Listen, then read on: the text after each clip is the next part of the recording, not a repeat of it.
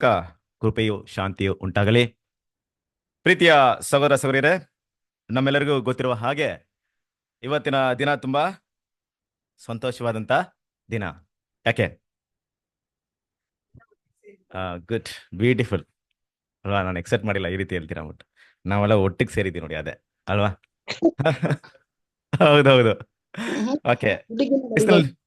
ಕ್ರಿಸ್ತನಲ್ಲಿ ಪ್ರೀತಿಯ ಸಹೋದರ ಸಹೋದರಿಯರೇ, ನೋಡ್ಬೇಕಾದ್ರೆ ಇವತ್ತಿನ ದಿನವನ್ನ ಲೋಕದಲ್ಲಿ ಅನೇಕ ಒಂದು ವಿಷಯಗಳಿಗೆ ಆಚರಣೆ ಮಾಡ್ತಾ ಇದ್ದಾರೆ, ಅನೇಕ ಒಂದು ಕಾರ್ಯಗಳಲ್ಲಿ ಆಚರಣೆ ಮಾಡ್ತಾ ಇದ್ದಾರೆ. ಬಟ್ ದೇವ್ರ ಮಕ್ಕಳು ಹಾಗಂತ ದೇವ್ರ ಮಕ್ಕಳು ನಾವು ಇವತ್ತು ಸಂತೋಷವಾಗಿರ್ಬಾರ್ದಾ ಅಂತ ನೋಡಿದ್ರೆ ಖಂಡಿತವಾಗ್ಲೂ ಇರ್ಬಹುದು. ನಮಗಿರುವಂತ ಸಂತೋಷಗಳು ಬೇರೆ, ಅವ್ರಿಗಿರುವಂತ ಸಂತೋಷಗಳು ಬೇರೆ. ಯಾಕಂದ್ರೆ ಅವ್ರಿಗೆ ಇದ್ದಂತ ಒಂದು ವಿಷಯ ಏನಪ್ಪಾ ಅಂದ್ರೆ ತಿಳುವಳಿಕೆ ಇಲ್ಲದೆ ಮತ್ತೆ ಮಾನಸಿಕವಾದಂತ ಬ್ರದರ್ ಆಗ್ಲೇ ಎಕ್ಸ್ಪ್ಲೈನ್ ಮಾಡಿದ್ರಲ್ವಾ, ಏನೋ ಅವ್ರು ಮಾಡ್ತಾರಂತ ವಿಷಯ. ಈ ಮಾನಸಿಕವಾದ ವಿಷಯಗಳು ಏನ್ ಮಾಡ್ತಿದ್ರು, ತುಂಬಾ ಪ್ರಾಮುಖ್ಯತೆ ಕೊಡ್ತಾ ಇದ್ರು. ಏನೋ ಒಳ್ಳೆ ಬಟ್ಟೆ ಇರ್ಬೇಕು, ಹಬ್ಬ ಅಂದ್ರೆ ಏನಿರ್ಬೇಕು, ಹೊಸ ಬಟ್ಟೆ ತಗೊಂಡ್ರ, ಹೊಸ ಬಟ್ಟೆ ಅಲ್ವಾ? ನಾವೆಲ್ಲ ಈ ಕನ್ವೆನ್ಷನ್ ಹೆಸರಲ್ಲೇ ಬಟ್ಟೆ ತಗೊಳ್ಳೋದು. ಸಹೋದರೆಲ್ಲ ಕೂಡ್ತೀವಿ ಅಂದ್ರೆ ಆ ಹೆಸರಲ್ಲ ಮತ್ತೆ ಬಟ್ಟೆ ತಗೊಳ್ಳೋದೇ ಇಲ್ಲ ಅಲ್ವಾ? ಏನಪ್ಪಾ ಅಂದ್ರೆ ನಮ್ಗೆ ಲೋಕದಲ್ಲಿ ನೋಡಿದಾಗ ಒಂದು ಒಳ್ಳೆ ಬಟ್ಟೆ ಇರ್ಬೇಕು, ಚೆನ್ನಾಗಿ ಅವತ್ತೊಂದು ಊಟ, ಏನಾದ್ರು ಬಿರಿಯಾನಿ ಬ್ರದರ್ ಎಕ್ಸ್ಪ್ಲೈನ್ ಮಾಡಿದ ರೀತಿಲಿ ವೈನ್ ಏನೇನಿದೆಯಲ್ಲ ಅದ್ ಮಾಡಿದ್ರೆ ಹಬ್ಬ, ಇಲ್ಲಾಂದ್ರೆ ಹಬ್ಬ ಆಗಿರುತ್ತಾ? ಖಂಡಿತ ಇರಲ್ಲ. ಬಟ್ ದೇವ್ರ ಮಕ್ಳು ನಮ್ಗೆ ಆ ರೀತಿ ಹಬ್ಬ ಇಲ್ಲ. ಯಾಕಂದ್ರೆ ನಮ್ಗೆಲ್ರಿಗೂ ಗೊತ್ತಿದೆ, ಕೊಲೆಸಿದವರಿಗೆ 2ನೇ ಅಧ್ಯಾಯ 26ನೇ ವಾಕ್ಯವನ್ನು ಓದನ. ಕೊಲೆಸಿದವರಿಗೆ 2ನೇ ಅಧ್ಯಾಯ 26ನೇ ವಾಕ್ಯ.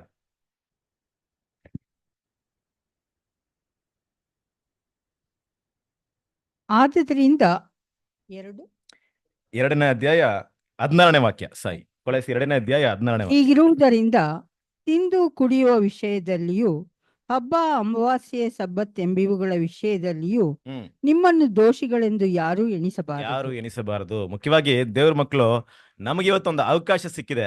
ಏನಪ್ಪಾ ಸಂತೋಷ ಅಂದ್ರೆ, ನಾವು ಇವತ್ತಲ್ಲ ನಾಳೆ ಕೂಡ ನೀವೆಲ್ಲರೂ ಕೂಡ ಬಂದ್ರೆ ಇದೇ ರೀತಿ ನಾವು ಸೆಲೆಬ್ರೇಷನ್ ಮಾಡ್ಬೋದು. ಕರೆಕ್ಟಾ? ಆದ್ರೆ ಆಗುತ್ತಾ? ಮುಂದಿನ ವಾರ ಕೂಡ ನೀವೆಲ್ಲ ಇದೇ ರೀತಿ ಬಂದ್ರೆ ಇದೇ ರೀತಿ ಸಂತೋಷವಾಗಿರ್ಬೋದು. ಖಂಡಿತ ಅಲ್ವಾ?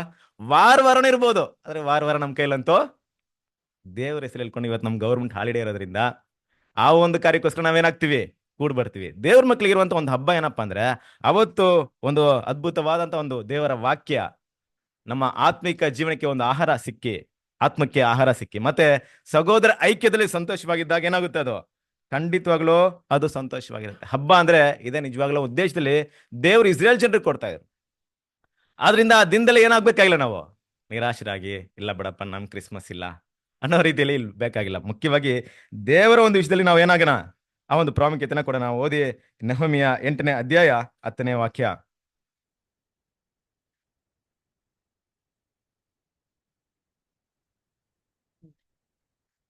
ನೆಹೆಮೀಯ 8ನೇ ಅಧ್ಯಾಯ 10ನೇ ವಾಕ್ಯ. ಇದಲ್ಲದೆ ಯಜ್ಞನು ಅವರಿಗೆ, ಹೋಗಿ ಮೃಷ್ಟಾನ್ನವನ್ನು ಮಧುರಪಾನವನ್ನು ತೆಗೆದುಕೊಳ್ಳಿರಿ, ತಮಗೋಸ್ಕರ ಏನು ಸಿದ್ಧ ಮಾಡದವರಿಗೆ ಭಾಗಗಳನ್ನು ಕಳುಹಿಸಿರಿ.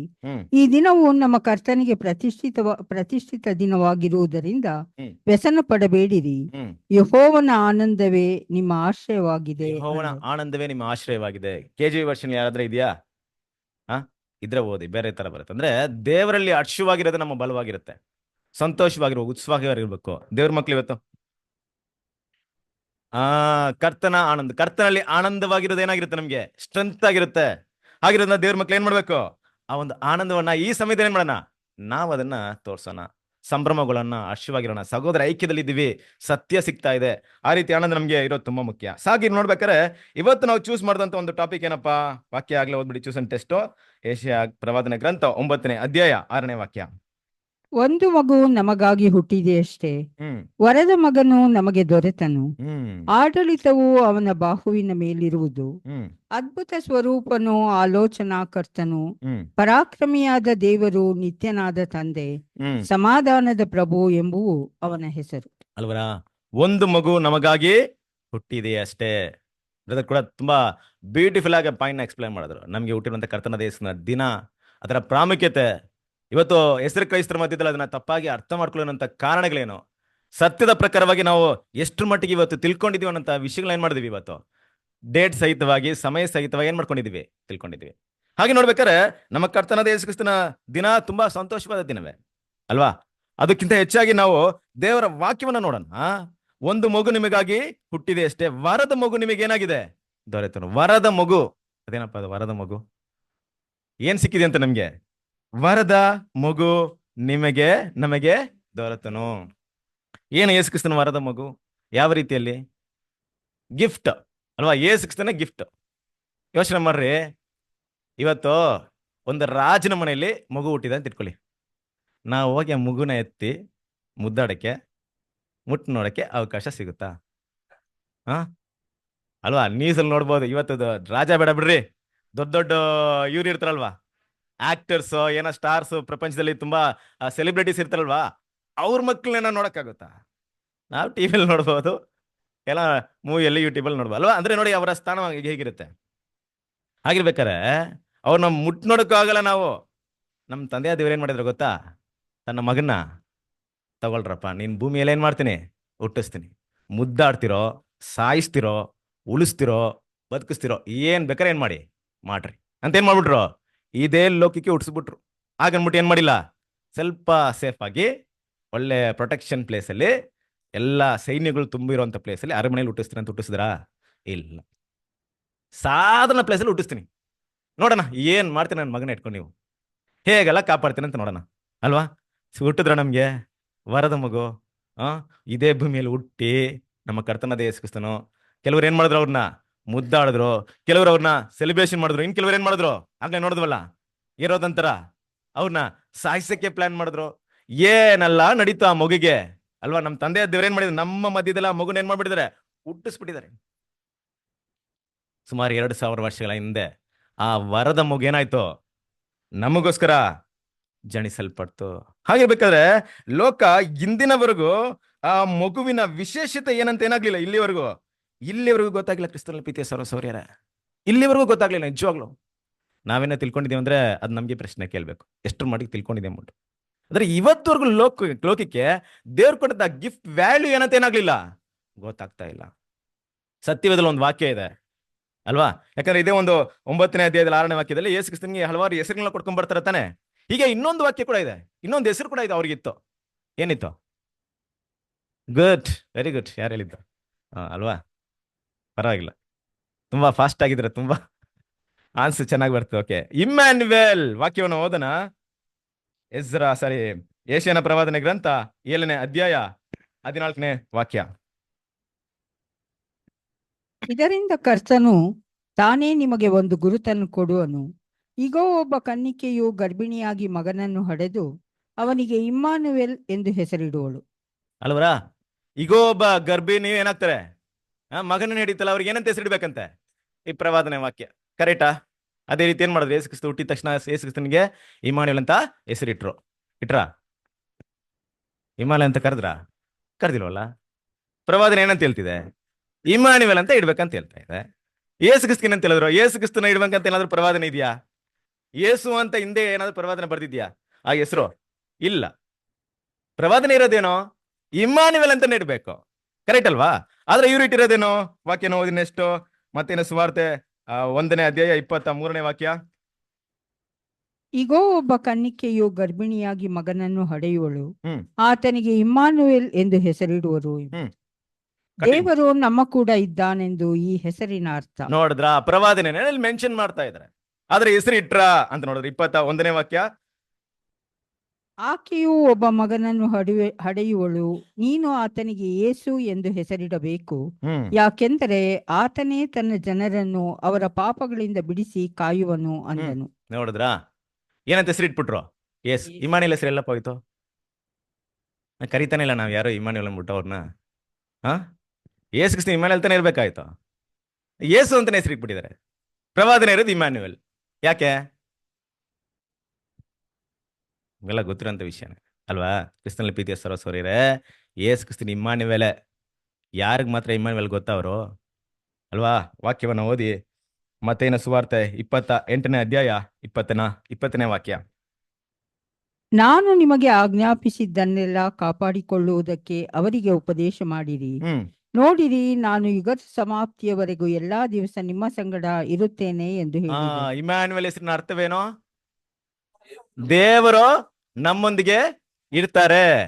ಅಂದ್ರೆ ಯಾರೊಂದಿಗಿದ್ರು? ಯೇಸು ಕ್ರಿಸ್ತನು ಸಭೆಯೊಂದಿಗೆ. ಸಭೆಗೆ ಏನಾಗಿದ್ದಾರೆ? ಗಾಸ್ಪಲ್ ಏಜ್ ಪೂರ್ತಿ ಇಮ್ಯಾನ್ಯುಯಲ್. ಅಂದ್ರೆ ನಮಗೆ ಇಮ್ಯಾನ್ಯುಯಲ್, ಲೋಕಕ್ಕೆ ಅಲ್ಲ. ಕರೆಕ್ಟಾ? ನಮ್ಮ ಜೊತೆಗಿದ್ರು ನೋಡ್ರಿ, ಯುಗದ ಸಮಾಪ್ತಿವರೆಗೆ ಯಾರಿದ್ರು? ನಮ್ಮ ಜೊತೆಗಿದ್ರು ಅಲ್ವಾ? ಆತನ ಒಂದು ಗುಣಗಳಲ್ಲಿ ಆ ಹೆಸರು ಎಲ್ಲಿ ಅನ್ವಯವಾಗುತ್ತಂದ್ರೆ ಆತನ ಒಂದು ವ್ಯಕ್ತಿತ್ವದಲ್ಲಿ, ಗುಣದಲ್ಲಿ ಏನಾಗುತ್ತೆ ಹಾಗೆ ಅನ್ವಯವಾಗುತ್ತೆ. ಯೇಸು ಕ್ರಿಸ್ತನು 2000 ವರ್ಷಗಳ ಕಾಲ ಸಭೆ ಜೊತೆಗಿದ್ರು. ಯಾರಿಗೆ? ಇಮ್ಯಾನ್ಯುಯಲ್. ಸಭೆಗೆ. ಲೋಕಕ್ಕೆ ಗೊತ್ತಾ ಇವತ್ತು ಇಮ್ಯಾನ್ಯುಯಲ್ ಮುಟ್ಟು? ಕ್ರಿಸ್ಮಸ್ ಅಂತ ಮಾಡ್ತಾ ಇದ್ದಾರೆ. ಇಮ್ಯಾನ್ಯುಯಲ್ ಅಂತ ಏನಂತಾನೆ? ನಮಗೆ ಇಮ್ಯಾನ್ಯುಯಲ್ ಆಗಿದ್ದಾರೆ.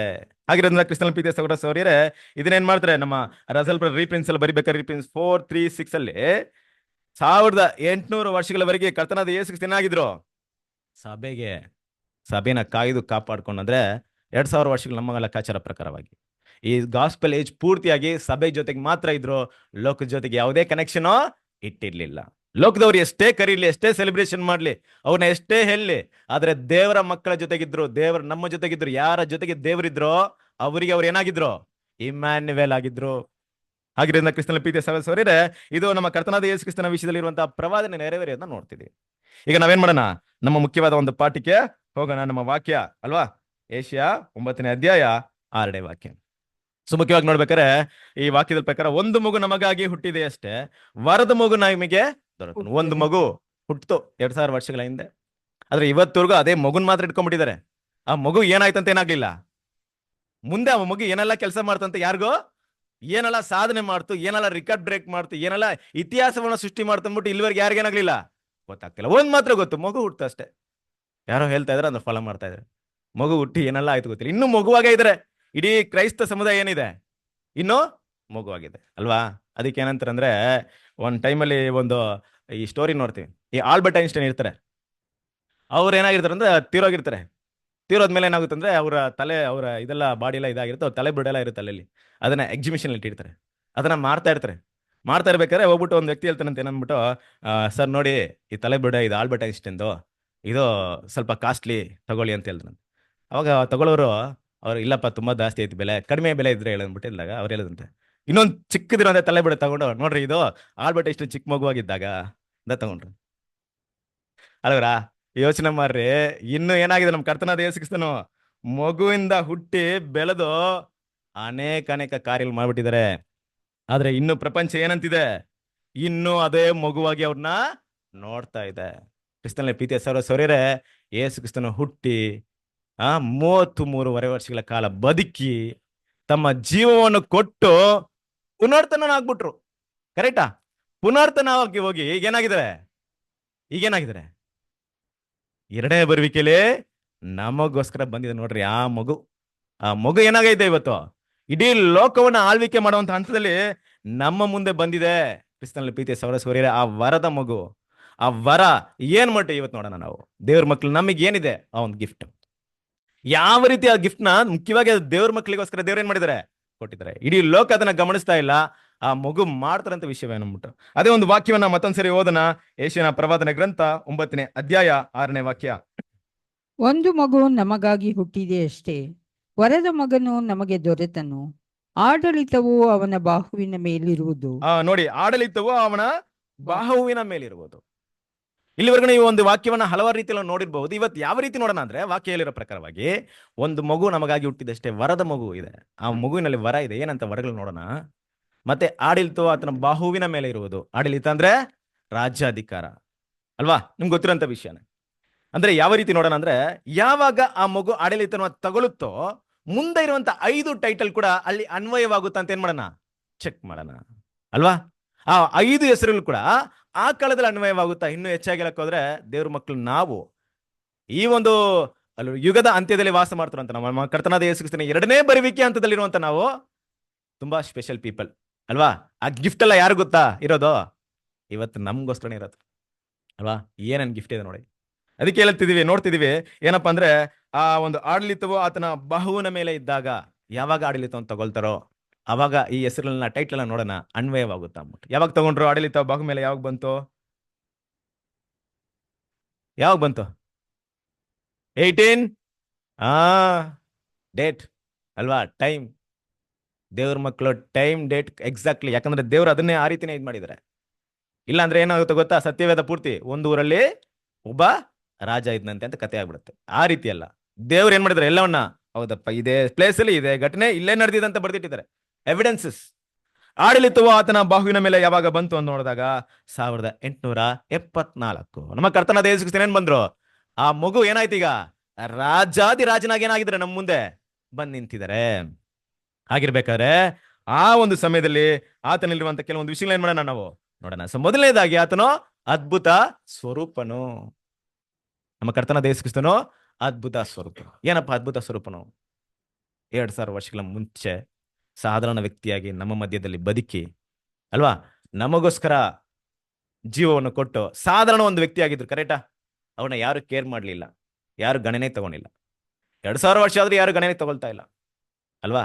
ಅದೇ ಒಂದು ವ್ಯಕ್ತಿ, ಅದೇ ಒಂದು ದೇವರ ಸೃಷ್ಟಿ ಇವತ್ತು ಏನಾಗಿದೆ, ರಾಜಾದಿ ರಾಜನಾಗಿ ಕರ್ತಾದಿ ಕರ್ತನಾಗಿ ಇಡೀ ಲೋಕವನ್ನು ಆಳ್ವಿಕೆ ಮಾಡಕ್ಕೆ ನಿಂತ್ಕೊಂಡಿದ್ದೆ. ಅದನ್ನ ನೋಡ್ತಾ ಇರೋದು ಯಾರು ಇವತ್ತು?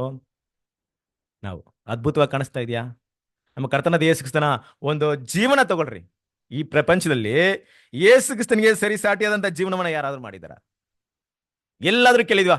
ಬೇಡ, ನಮ್ಮ ಬೈಬಲ್ ಬಿಟ್ಬಿಡಿ, ಯಾವ್ದೋ ಥಿಯಾಲಜಿ ತಗೊಳ್ಳಿ. ಎಲ್ಲೋ ಒಂದು ಥಿಯಾಲಜಿಯಲ್ಲಿ ದೇವರು ತನ್ನ ಮಗನ್ನ ಲೋಕ ಕೊಟ್ಟಿದ್ದಾರೆ ಅಂತ ಕತೆ ಎಲ್ಲಾದ್ರೂ ಕೇಳಿದೀವ? ಯಾವುದೇ ಕತೆ ಇಲ್ಲ, ಬೇರೆ ಬೇರೆ ಕತೆ ಇರುತ್ತೆ ಅಲ್ವಾ. ತನ್ನ ಮಗನ್ನ ಲೋಕವನ್ನ ಪ್ರೀತಿ ಮಾಡಿ ಕೊಟ್ಟಿದಂತ ಕತೆ ಯಾರಿಗೂ ಹೇಳಕ್ ಬರಕ್ಕಾಗಲ್ಲ, ಡೂಪ್ಲಿಕೇಟ್ ಮಾಡಕ್ಕಾಗಲ್ಲ. ಕರೆಕ್ಟಾ? ಇಲ್ಲೇ ಇರೋದು ನಮ್ಮ ತಂದೆಯ ದೇವ್ರೇನ್ ಮಾಡಿದ, ತನ್ನ ಒಬ್ಬನೇ ಮಗನ್ನ ಕೊಟ್ಟು ಅವ್ರ ಭೂಮಿಗೆ ಬಂದು ನಮಗೋಸ್ಕರ ಪ್ರಾಣವನ್ನು ಕೊಟ್ಟು ಇವತ್ತೇನಾಗಿದ್ದಾರೆ, ಎರಡನೇ ಬರುವಿಕೆಯಲ್ಲಿ ರಾಜಾದಿರಾಜನಾಗಿ ಅದ್ಭುತ ಸ್ವರೂಪನಾಗಿ. ಸೊ ಇನ್ನು ಆತನ ಅದ್ಭುತದ ಬಗ್ಗೆ ಮಾತಾಡ್ಬೇಕಾದ್ರೆ ಕ್ರಿಸ್ತನ ಪ್ರೀತಿಯ ಸಹೋದರರೇ, ಆತನ ಜ್ಞಾನ ಎಷ್ಟು ದೊಡ್ಡ ಅದ್ಭುತವಾಗಿದೆ, ಆತನ ಒಂದು ಬಲ ಎಷ್ಟು ದೊಡ್ಡ ಅದ್ಭುತವಾಗಿದೆ, ಆತನ ನೀತಿಗಳು ಎಷ್ಟು ಅದ್ಭುತವಾಗಿದೆ. ಇದನ್ನೆಲ್ಲ ದೇವ್ರ ಮಕ್ಕಳು ನಾವು ಗಮನಿಸ್ತಾ ಇದೀವಿ. ಇದೆಲ್ಲಕ್ಕಿಂತ ಹೆಚ್ಚಾಗಿ ಆತನ ಪ್ರೀತಿ, ಕರೆಕ್ಟಾ? ಆತನ ಪ್ರೀತಿ ಎಷ್ಟು ಅದ್ಭುತವಾಗಿದೆ. ಆ ಪ್ರೀತಿಗೆ ಸರಿ ಸಾಟಿಯಾದದ್ದು, ಆ ಪ್ರೀತಿಗಿಂತ ಹೆಚ್ಚಾದ ಪ್ರೀತಿ ಎಲ್ಲ ಗಮನಿಸಿದೀವ? ಯೇಸು ಕ್ರಿಸ್ತನ ನೋಡಿ ಸ್ಟಡಿ ಮಾಡಿ ಓದ್ಬಿಟ್ಟು, ಬ್ರದರ್ ಯೇಸು ಕ್ರಿಸ್ತನ ನೋಡಿದೀವಿ, ಆದ್ರೆ ಇದಕ್ಕಿಂತ ಒಬ್ಬರು ಪ್ರೀತಿ ತೋರಿಸಿದ ನೋಡಿ ಬ್ರದರ್, ಅದನ್ನ ನೋಡಿದೆ ನಾನು ತುಂಬಾ ಇದಾಗ್ಬಿಡ್ತು ನನಗೆ. ಬನ್ನಿ ತೋರಿಸ್ತೀನಿ ಅಂತ ಯಾರ ತೋರ್ಸಕ್ಕಾಗುತ್ತಾ? ಯಾರಾದ್ರೂ ಎಕ್ಸಾಂಪಲ್ ಇದಾರ ಕ್ರಿಸ್ತನ ಪ್ರೀತಿ ಸೌರಸೌರಿದೆ? ಯಾರು ಇಲ್ಲ. ಆ ಪ್ರೀತಿಗೆ ಸರಿ ಸಾಟಿಯಾದಂತ ಪ್ರೀತಿನ ಈ ಪ್ರಪಂಚದಲ್ಲಿ ನಾವು ಇಲ್ಲೂ ಅಲ್ಲ, ಇನ್ನೂ ಅಲ್ಲ, ಇನ್ಮೇಲೆ ಹುಡುಕಿದ ಕಡೆ ಏನಾಗಲ್ಲ, ಸಿಗಲ್ಲ. ಆ ರೀತಿ ಪ್ರೀತಿನ ಏನ್ ಮಾಡಿದ್ದಾರೆ, ತೋರಿಸ್ತಾರೆ. ನಮ್ಮ ಮುಂದೆ ಏನಾಗಿದೆ ಅಂದ್ರೆ, ಆತನು ಅದ್ಭುತ ಸ್ವರೂಪನಾಗಿದ್ದಾನೆ. ಯಾವಾಗ? ಆತನ ಪ್ರಸನ್ನತೆಯಲ್ಲೇ ನೋಡ್ತಾ ಇದ್ವಿ. ದೇವ್ರ ಮಕ್ಕಳು ಆತನ ಅದ್ಭುತ ಸ್ವರೂಪವಾಗಿ ನೋಡ್ತಾ ಇದ್ವಿ. ಈ ರೀತಿ ಸಾಧಾರಣವಾದ ವ್ಯಕ್ತಿಯಾದ ಬಂದವರು ಇವತ್ತು ಇಡೀ ಲೋಕನ ತನ್ನ ಹತೋಟಿಯಲ್ಲಿ ತಗೊಳ್ತಾ ಇದಾರಲ್ವಾ. ನಮ್ಮ ಕರ್ತನಾದ ಯೇಸು ಕ್ರಿಸ್ತನ ಅವರ ಕಂಟ್ರೋಲ್ ಬರ್ತಾ ಇದೆ, ಅವರೇ ಇದನ್ನ ಕಂಟ್ರೋಲ್ ಮಾಡ್ತಾ ಇದ್ರೆ ಏನಾಗುತ್ತೆ ನಮ್ಗೆ? ಅದ್ಭುತ ಸ್ವರೂಪನಾಗಿದ್ದಾರೆ. ಎರಡನೇ ವಿಷಯ ಏನ್ ನೋಡ್ತೀವಂದ್ರೆ, ಆತನು ಆಲೋಚನಾ ಕರ್ತನು. ಕರೆಕ್ಟ್ ಅಲ್ವಾ? ಮೊದಲನೇದಾಗಿ ನಮ್ಮ ಕರ್ತನಾದ ಯೇಸು ಕ್ರಿಸ್ತ ಏನ್ ಮಾಡ್ತಿದ್ದಾರೆ, ಬಂದು ಆಲೋಚನೆನ ಯಾರು ಕೊಡ್ತಾ ಇದಾರೆ? ವಾಕ್ಯ ಓದಿ, ಯೆಶಾಯನ ಪ್ರವಾದನೆ ಗ್ರಂಥ 11ನೇ ಅಧ್ಯಾಯ 2ನೇ ವಾಕ್ಯ. ಆ ಅಂಕುರದ ಮೇಲೆ ಜ್ಞಾನ ವಿವೇಕದಾಯಕ ಆತ್ಮ, ಆಲೋಚನಾ ಪರಾಕ್ರಮಗಳನ್ನು ಹುಟ್ಟಿಸುವ ಆತ್ಮ, ತಿಳುವಳಿಕೆಯನ್ನು ಯೆಹೋವನ ಭಯವನ್ನು ಉಂಟು ಮಾಡುವ ಆತ್ಮ, ಅಂತೂ ಯೆಹೋವನ ಆತ್ಮವೇ ನೆಲೆಗೊಂಡಿರುವುದು. ನೋಡಿದ್ರಾ? ಆಲೋಚನಾ ಕ್ರಮಗಳನ್ನು ಹುಟ್ಟಿಸುವ ಆತ್ಮ ಸಿಗ್ತಾ ಇದೆಯಾ? ಕರ್ತನಾದ ಯೇಸು ಕ್ರಿಸ್ತನ ಮೂಲಕ ನಮ್ಗೆ ಆಲೋಚನೆ ಸಿಗ್ತಾ ಇದೆಯಾ? ಗೈಡೆನ್ಸ್ ಸಿಗ್ತಾ ಇದೆಯಾ? ಮೊದಲು ದೇವ್ರ ಮಕ್ಕಳಿಗೆ ಅವ್ರು ಒಳ್ಳೆ ದಾರಿಯಲ್ಲಿ ನಡೆಯೋದಕ್ಕೆ ಇನ್ನೊಂದು ರೀತಿ ಆಲೋಚನೆ ಏನ್ ಗೊತ್ತಾ? ಇಡೀ ಲೋಕದಲ್ಲಿರುವಂತ ಎಲ್ಲ ಕೆಟ್ಟ ವಿಷಯನ ಸರ್ವನಾಶ ಮಾಡಿ ಎಂದೆಂದಿಗೂ ಇರುವಂತ ದೇವರ ರಾಜ್ಯವನ್ನು ಏನ್ ಮಾಡ್ಬೇಕು? ಅದು ಸ್ಥಾಪನೆ ಆಯ್ತು. ಆಗ ಏನ್ ಮಾಡ್ಬೇಕು? ಅದನ್ನ ಇನ್ನು ಕೂಡ ಸಮಾಧಾನದ ಕಡೆಗೆ ನಡೆಸಬೇಕು. ಆ ಕೆಲಸವನ್ನ ಮಾಡ್ತಾ ಇದ್ದೀರಾ? ಇದನ್ನೆಲ್ಲ ಮಾಡ್ತಾ ಇರೋದು ಯಾರು? ಈಗ ಇದನ್ನೆಲ್ಲ ಮಾಡ್ತಾ ಇರೋದು ಯಾರು ಅಂದ್ರೆ ಕ್ರಿಸ್ತನಲ್ಲಿ ಪ್ರೀತಿಯ ಸಹೋದರರೇ, ಓಕೆ ಬಂದ್ಬಿಡ್ತಿದೆ. ಓಕೆ, ನಾವು ಗಮನಿಸಬೇಕಾದ ವಿಷಯ ಏನಪ್ಪಾ ಅಂದ್ರೆ, ಈ ಒಂದು ಸಮಯದಲ್ಲಿ ಮುಖ್ಯವಾಗಿ ದೇವರ ಮಕ್ಕಳು ಕರ್ತನಾದ ಯೇಸು ಕ್ರಿಸ್ತನ ಎರಡನೇ ಬರುವಿಕೆಯ ಸಮಯದಲ್ಲಿ ಆತನು ಮಾಡ್ತಿರುವಂತ ಆಲೋಚನೆ ಬಿಟ್ರೆ ಬೇರೆ ಯಾರಿಂದಲೂ ಏನು ಆಲೋಚನೆ ಮಾಡಕ್ಕಾಗ್ತಾ ಇಲ್ಲ. ನೀವು ಎಷ್ಟು ಮಟ್ಟಿಗೆ ಅದನ್ನ ಅರ್ಥ ಮಾಡ್ಕೊಂಡಿದ್ರೋ ಗೊತ್ತಿಲ್ಲ. ಜಸ್ಟ್ ಗಮನಿಸಿ. ಇದಕ್ಕೆ ತುಂಬಾ ಆಧಾರವಾದಂತ ಒಂದು ವಾಕ್ಯ ಇದೆ ಸತ್ಯವೇದದಲ್ಲಿ. ಕೀರ್ತನೆ 2ನೇ ಕೀರ್ತನೆ 1ನೇ ವಾಕ್ಯ. ಅನ್ಯ ಜನಗಳು ದೊಂಬಿ ಮಾಡುವುದು, ಜನಾಂಗಗಳವರು ವ್ಯರ್ಥ ಕಾರ್ಯಗಳನ್ನು ಯೋಚಿಸುವುದು ಯಾಕೆ? ಅನ್ಯ ಜನಗಳು ಏನ್ ಮಾಡ್ತಿದ್ರಂತೆ? ವ್ಯರ್ಥ ಕಾರ್ಯಗಳು ಯೋಚನೆ ಮಾಡ್ತಿದ್ರಂತೆ. ಯಾರು ಅನ್ಯ ಜನಗಳು? ಇಡೀ ಪ್ರಪಂಚ ಇವತ್ತು ಏನ್ ಪ್ಲಾನ್ ಮಾಡ್ತಾ ಇದೆ? ಒಳ್ಳೆ ಪ್ಲಾನ್ ಮಾಡ್ತಾ ಇದೆ ಅಲ್ವಾ? ಏನೆಲ್ಲ ಪ್ಲಾನ್ ಮಾಡ್ತಿದ್ರಂದ್ರೆ, ಹೇಗಾದ್ರೂ ನಮ್ಮ ಒಂದು ಪ್ರಪಂಚವನ್ನ ಮುಂದಿನ ಹಂತಕ್ಕೆ ತಗೊಂಡೋಗಿ ಅಲ್ವಾ, ನಾವು ಏನ್ ಮಾಡೋಣ, ಚಂದ್ರಮಂಡಲದಲ್ಲೂ ಮಂಗಲ ಗ್ರಹದಲ್ಲೂ ಕಾಲಿಟ್ಟು ನಮ್ಮ ಹೆಸರನ್ನ ಏನ್ ಮಾಡೋಣ, ಪಡ್ಕೊಳ್ಳೋಣ, ಸೈನ್ಸ್ ಅಲ್ಲೂ ಬೇರೆ ಟೆಕ್ನಾಲಜಿಯಲ್ಲಿ ಮುಂದುವರಿಯೋಣ ಅಂತ ಏನ್ ಮಾಡ್ತಿದ್ರೆ, ಮುಂದುವರಿತಾನೆ ಪ್ಲಾನ್ ಮಾಡ್ತಾ ಇದ್ರೆ. ಇಡೀ ಪ್ರಪಂಚವನ್ನ ನಮ್ ಕಂಟ್ರೋಲ್ ಇಟ್ಕೊಂಡ್ಬಿಡೋಣ, ಸಮಾಧಾನ ತಂದ್ಬಿಡೋಣ ಪ್ಲಾನ್ ಮಾಡ್ತಾ ಇದ್ರೆ ಅಲ್ವಾ? ಯಾರು ಆಲೋಚನೆ ಮಾಡ್ತಾರದೋ? ಇಡೀ ಲೋಕ ಆಲೋಚನೆ ಮಾಡ್ತಾ ಇದೆ. ಈಗ ಈ ಆಲೋಚನೆ ನೋಡ್ತಾ ಇರೋದು ಯಾರು? ವಾಕ್ಯ ನೋಡಿ, 2ನೇ ಅಧ್ಯಾಯ, 2 ಕೀರ್ತನೆ, 2ನೇ ಕೀರ್ತನೆ, 4ನೇ ವಾಕ್ಯ.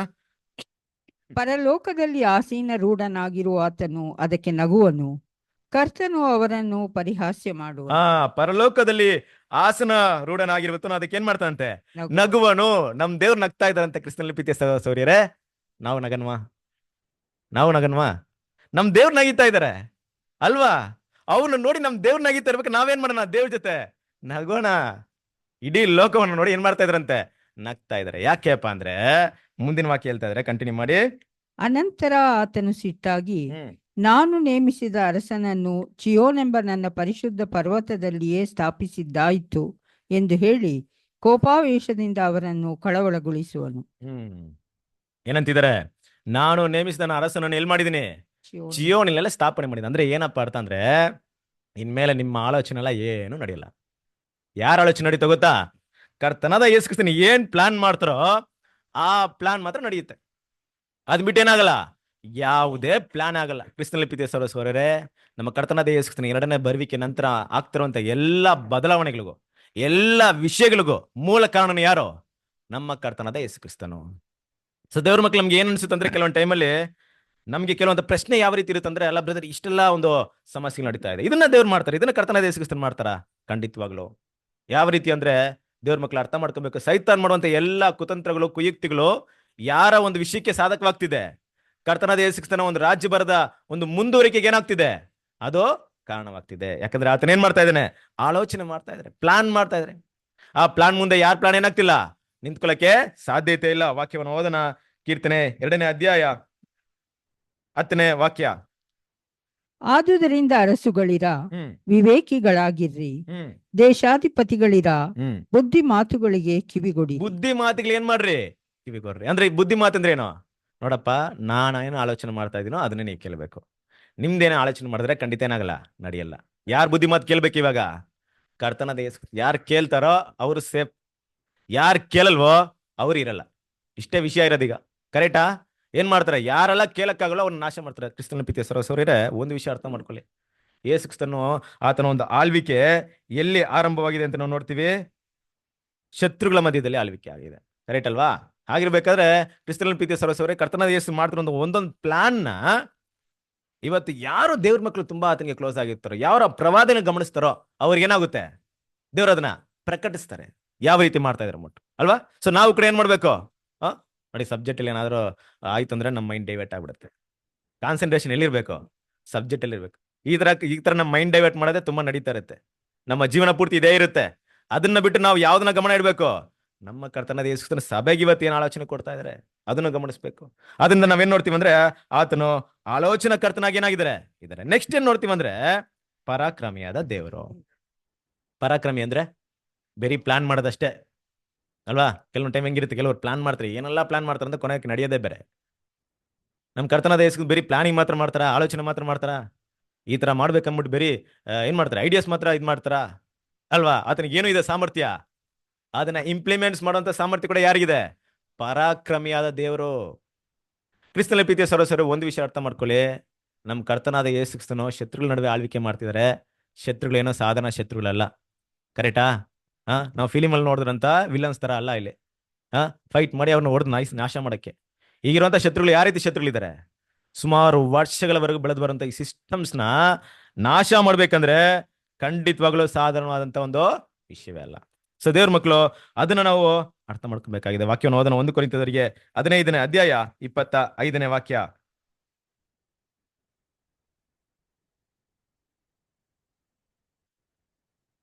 ಯಾಕೆಂದರೆ ತಾನು ಎಲ್ಲಾ ವಿರೋಧಿಗಳನ್ನು ತನ್ನ ಪಾದಗಳ ಕೆಳಗೆ ಹಾಕಿಕೊಳ್ಳುವ ತನಕ ರಾಜ್ಯವನ್ನಾಳುವುದು ಅವಶ್ಯ.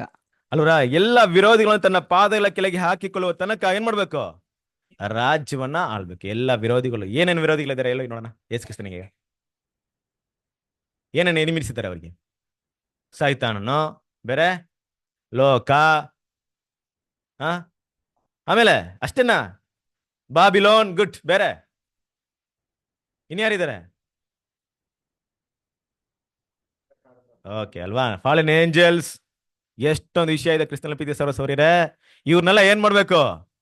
ನಾಶ ಮಾಡಿ ಯಾರು ಅವ್ರ ಮಾತು ಕೇಳ್ತಾರೋ, ಯಾರು ಅವ್ರ ಪಾದಕ್ಕೆ ಮುತ್ತು ಕೊಡ್ತಾರೋ ಅವ್ರಿಗೆ ಮಾತ್ರ ಏನ್ ಮಾಡ್ತಾರೆ, ಅವಕಾಶ ಕೊಟ್ಟು ಮಿಕ್ಕಿದವಳ ಏನ್ ಮಾಡ್ತಾರೆ.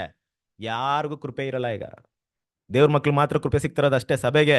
ಲೋಕದಲ್ಲಿ ಏನಿಲ್ಲ, ನೋ ಗ್ರೇಸ್. ಎಲ್ರೂ ನಾಶ ಮಾಡುವಂತ ಹಂತದಲ್ಲಿ ಇದ್ದಾರೆ.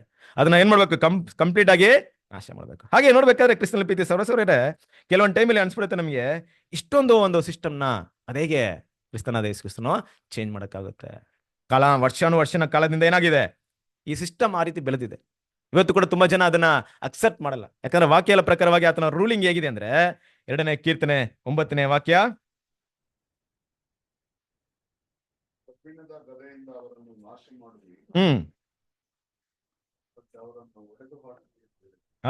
ಮಣ್ಣಿನ ಮಡಕೆಗಳಂತೆ ಅವ್ರನ್ನ ಏನ್ ಮಾಡ್ತೀರಾ, ಹೊಡೆದಾಗ್ತೀರಾ. ಕಬ್ಬಿನ ಗದೆಯಿಂದ ಐರನ್ ರೂಲ್ ಸಿಸ್ಟಮ್ ಆಗ್ತಿದೆ. ಅಂದ್ರೆ ಈ ಇಡೀ ಒಂದು ಸಿಸ್ಟಮ್ನ ನಾಶ ಮಾಡಕ್ಕೆ ಒಂದು ಆರ್ಡಿನರಿ ಪವರ್ ಬೇಕಾಗಿರಲ್ಲ. ಖಂಡಿತವಾಗ್ಲೂ ಎಂತ ಪವರ್ ಬೇಕು, ಎಕ್ಸ್ಟ್ರಾರ್ಡಿನರಿ ಪವರ್ ಬೇಕು ಅಲ್ವಾ. ಸೊ ಅದನ್ನ ಏನ್ ಮಾಡ್ತಾ ಇದ್ದಾರೆ ನಮ್ಮ ಕರ್ತನ ದೇಶಸ್ಥಾನೋ ಪೇಪರ್ ಮಾಡ್ತಿದಾರಾ, ಆಗ್ತಿದ್ಯಾ? ಯಾರ ಮೂಲಕ ಇಡೀ ಲೋಕವನ್ನ ನಾಶ ಮಾಡ್ತಾರೆ? ಯಾರ ಮೂಲಕ ನಾಶ ಮಾಡ್ತಾರೆ? ದೇವರಿಗೆ ಬೇಡದಿರುವಂತ ಸಿಸ್ಟಮ್ನ. ಅದೇ ನಾವು 2ನೇ ಲೋಕದ ಬಗ್ಗೆ ನೋಡ್ತೀವಿ. ಬೆಂಕಿ ಅನ್ಬಿಟ್ಟು, ಬೆಂಕಿ ಮಾಡೋಂತ 2 ಕೆಲಸ ಇರುತ್ತಲ್ಲ. ಒಂದು ಕೆಲಸ ಏನು, ಡಿಸ್ಟ್ರಕ್ಷನ್. ಇನ್ನೊಂದು ಕೆಲಸ ಶುದ್ಧೀಕರಣ, ಪ್ಯೂರಿಫಿಕೇಶನ್. ಕರೆಕ್ಟಾ?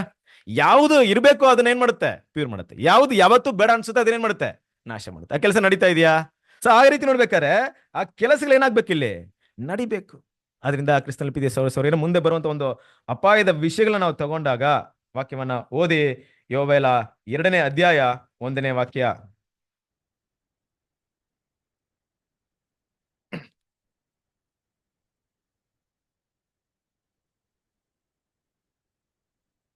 ಯೋವೇಲ 2ನೇ ಅಧ್ಯಾಯ 1ನೇ ವಾಕ್ಯ.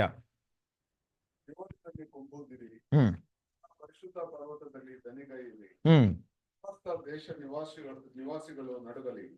ಯೆಹೋವನ ದಿನವು ಬರುತ್ತಲಿದೆ,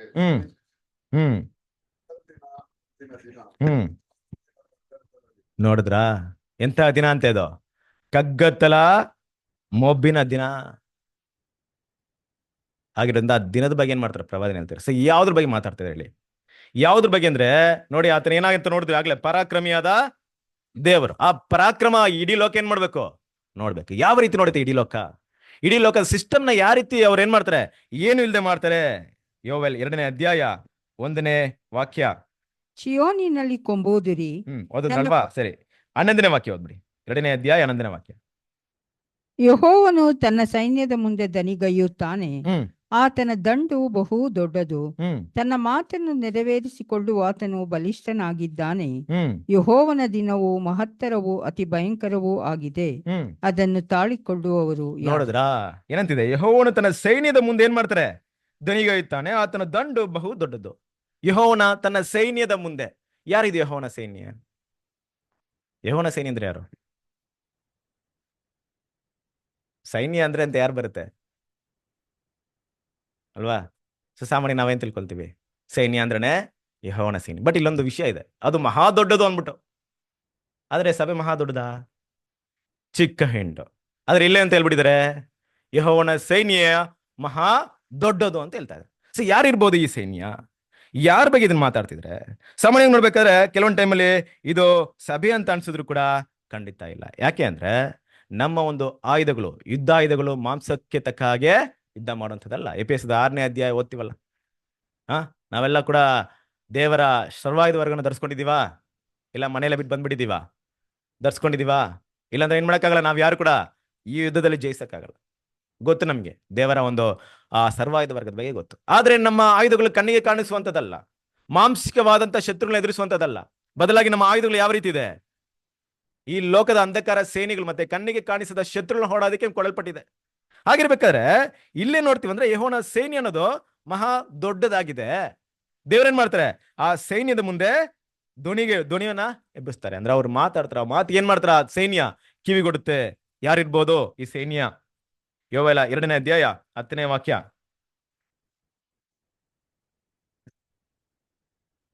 ಅವುಗಳ ಆಗಮನದಿಂದ ಭೂಮಿಯು ಕಂಪಿಸುತ್ತದೆ, ಆಕಾಶ ಮಂಡಲವು ನಡುಗುತ್ತದೆ, ಸೂರ್ಯ ಚಂದ್ರರು ಮಂಕಾಗುತ್ತಾರೆ, ನಕ್ಷತ್ರಗಳು ಕಾಂತಿಯನ್ನು ಅಡಗಿ. ನೋಡಿದ್ರ, ಇಷ್ಟೆಲ್ಲ ವಿಷಯನ ಯೋವೇಲ 2ನೇ ಅಧ್ಯಾಯದಲ್ಲಿ ಮಾತಾಡ್ತಾರೆ ಕ್ರಿಸ್ತನಲ್ಲಿ ಪ್ರೀತಿಯ ಸಹೋದರರೇ.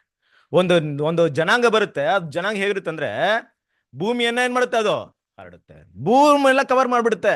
ಆದ್ರೆ ಅದ್ ಮುಂದೆ ಏನ್ ಮಾಡಕ್ಕಾಗಲ್ಲ, ಯಾರು ನಿಂತ್ಕೊಳಕ್ಕಾಗಲ್ಲ. ಆ ರೀತಿಯಾದಂತ ಒಂದು ಜನಾಂಗ ಬರುತ್ತೆ.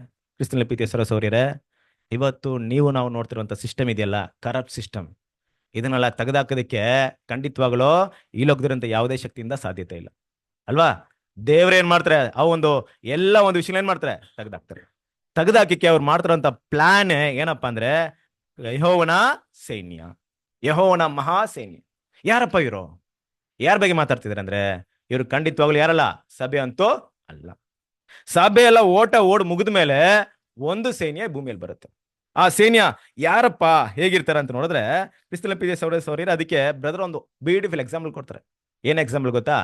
French revolution. ನಿಮ್ಮೆಲ್ಲರಿಗೂ ಗೊತ್ತಿದೆ ಫ್ರೆಂಚ್ ರೆವಲ್ಯೂಷನ್ ಏನ್ ನಡೀತು. ನಮ್ಮ ಸಹೋದರರು ಕೂಡ ತುಂಬಾ ಸರಿ ತಗೊಂಡಿದ್ದಾರೆ, ನಾನು ಕೂಡ ಕೇಳಿದ್ದೆ ನೋಡಿ ಟಾಪಿಕ್ನ. ನಿಮ್ಮೆಲ್ಲರಿಗೂ ಗೊತ್ತಿದೆ ಫ್ರೆಂಚ್ ರೆವಲ್ಯೂಷನ್ ಏನ್ ನಡೀತು. ಅಲ್ವಾ? ಕರೆಕ್ಟಾ? ಎಲ್ರಿಗೂ ನೆನಪಿದ್ಯಾ? ನೆನ್ಪಿಟ್ಕೊಳ್ಳೋಣ ಅದು, ಯಾಕಂದ್ರೆ ನಮ್ಮ ಸತ್ಯಕ್ಕೆ, ನಮ್ಮ ಈ ಮುಂದೆ ಬರುವಂತ ಮಹಾ ಉಪದ್ರಕ್ಕೆ ತುಂಬಾ ಎಕ್ಸಾಂಪಲ್ ಅಷ್ಟೇ ಅದು, ಅಲ್ವಾ? ಫ್ರೆಂಚ್ ರೆವಲ್ಯೂಷನ್ ಅಲ್ಲಿ ಏನಾಗುತ್ತಂದ್ರೆ, ಆ ರಾಜರಾಣಿ ಇರ್ತಾರೆ, ಹೊಟ್ಟೆ ತುಂಬಾ ಊಟ ಮಾಡ್ಕೊಂಡಿದ್ದಾರೆ, ಲಕ್ಸರಿ ಲೈಫ್ ಲೀಡ್ ಮಾಡ್ತಾ ಇದ್ದಾರೆ. ಬಟ್ ಜನ ಸಾಮಾನ್ಯರಿಗೆ ಏನಿಲ್ಲ, ಊಟ ಇಲ್ಲ.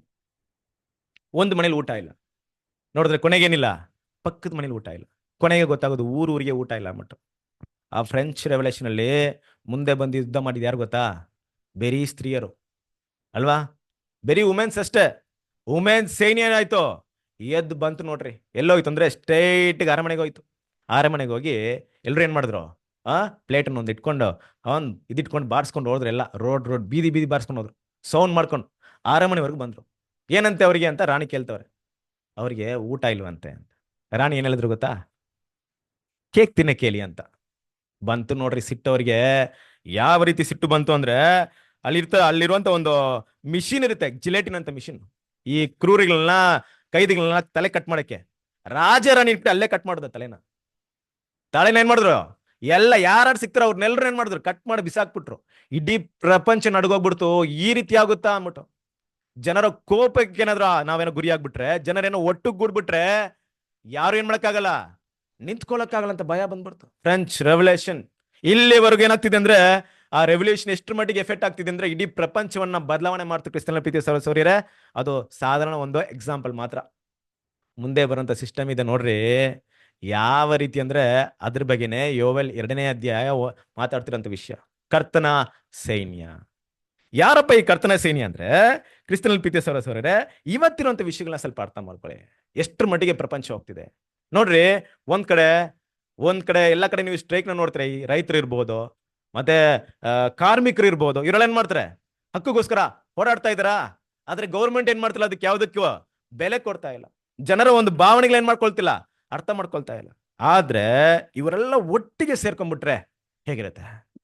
ಕ್ರಿಸ್ತನ ಪ್ರೀತಿಯ ಸಹೋದರರೇ, ಒಂದ್ ಎಕ್ಸಾಂಪಲ್ ಏನಪ್ಪಾ ಅಂದ್ರೆ, ಒಂದ್ ಕಡೆ ಒಂದು ಮ್ಯಾನುಫ್ಯಾಕ್ಚರ್ ನಡೀತಾ ಇರ್ಬೇಕಾದ್ರೆ ಏನಾಯ್ತು, ಅಲ್ಲ ಅವನು ಯೋಚನೆ ಮಾಡ್ತಾನೆ, ಫ್ಯಾಕ್ಟ್ರಿ ನೋಡಪ್ಪ, ಕೆಲ್ಸಗಾರ ಇಟ್ಬಿಟ್ರೆ ಅಲ್ಲಿ ಯೂನಿಯನು, ಅಲ್ಲಿ ಹಲವಾರು ಕಷ್ಟ. ಯಾಕೆ ಇಷ್ಟೊಂದು ಕಷ್ಟ?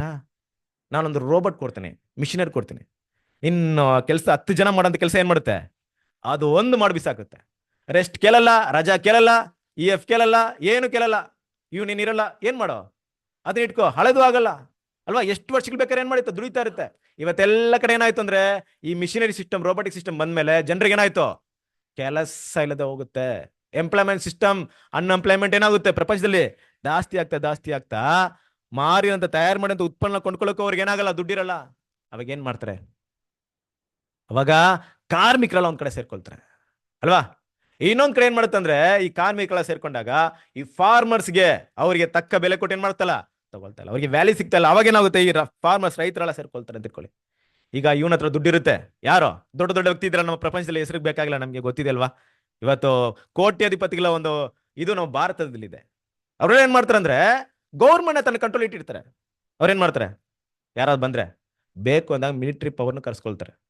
ನಾವೇನಾದ್ರೂ ಅವ್ರಿಗೆ ವಿರುದ್ಧವಾಗಿ ನಾವು ಹೋಯ್ತು ಅಂದ್ರೆ, ಈ ಜನಾಂಗ ಹೋದ್ರಂದ್ರೆ ಏನ್ ಮಾಡ್ತಾರೆ, ಮಿಲಿಟರಿ ಪವರ್ನ ಕರ್ಸ್ಕೊಳ್ತಾರೆ. ಒಂದ್ ವೇಳೆ ಅವ್ರು ಏನಾದ್ರು ಮಿಲಿಟರಿನ ಕರ್ಸ್ಕೊಂಡ್ರೆ ಅಂತ ಇಟ್ಕೊಳ್ಳಿ, ಆ ಮಿಲಿಟರಿ ಅವ್ರು ಬಂದ್ ಏನ್ ಮಾಡ್ತಾರೆ, ಗನ್ನನ್ನ ಇಟ್ಟು ಅವ್ರ ಮೇಲೆ ಶೂಟ್ ಮಾಡಿ ನಿಂತ್ಕೊಳ್ತಾರೆ ಅಂತ ಇಟ್ಕೊಳ್ಳಿ.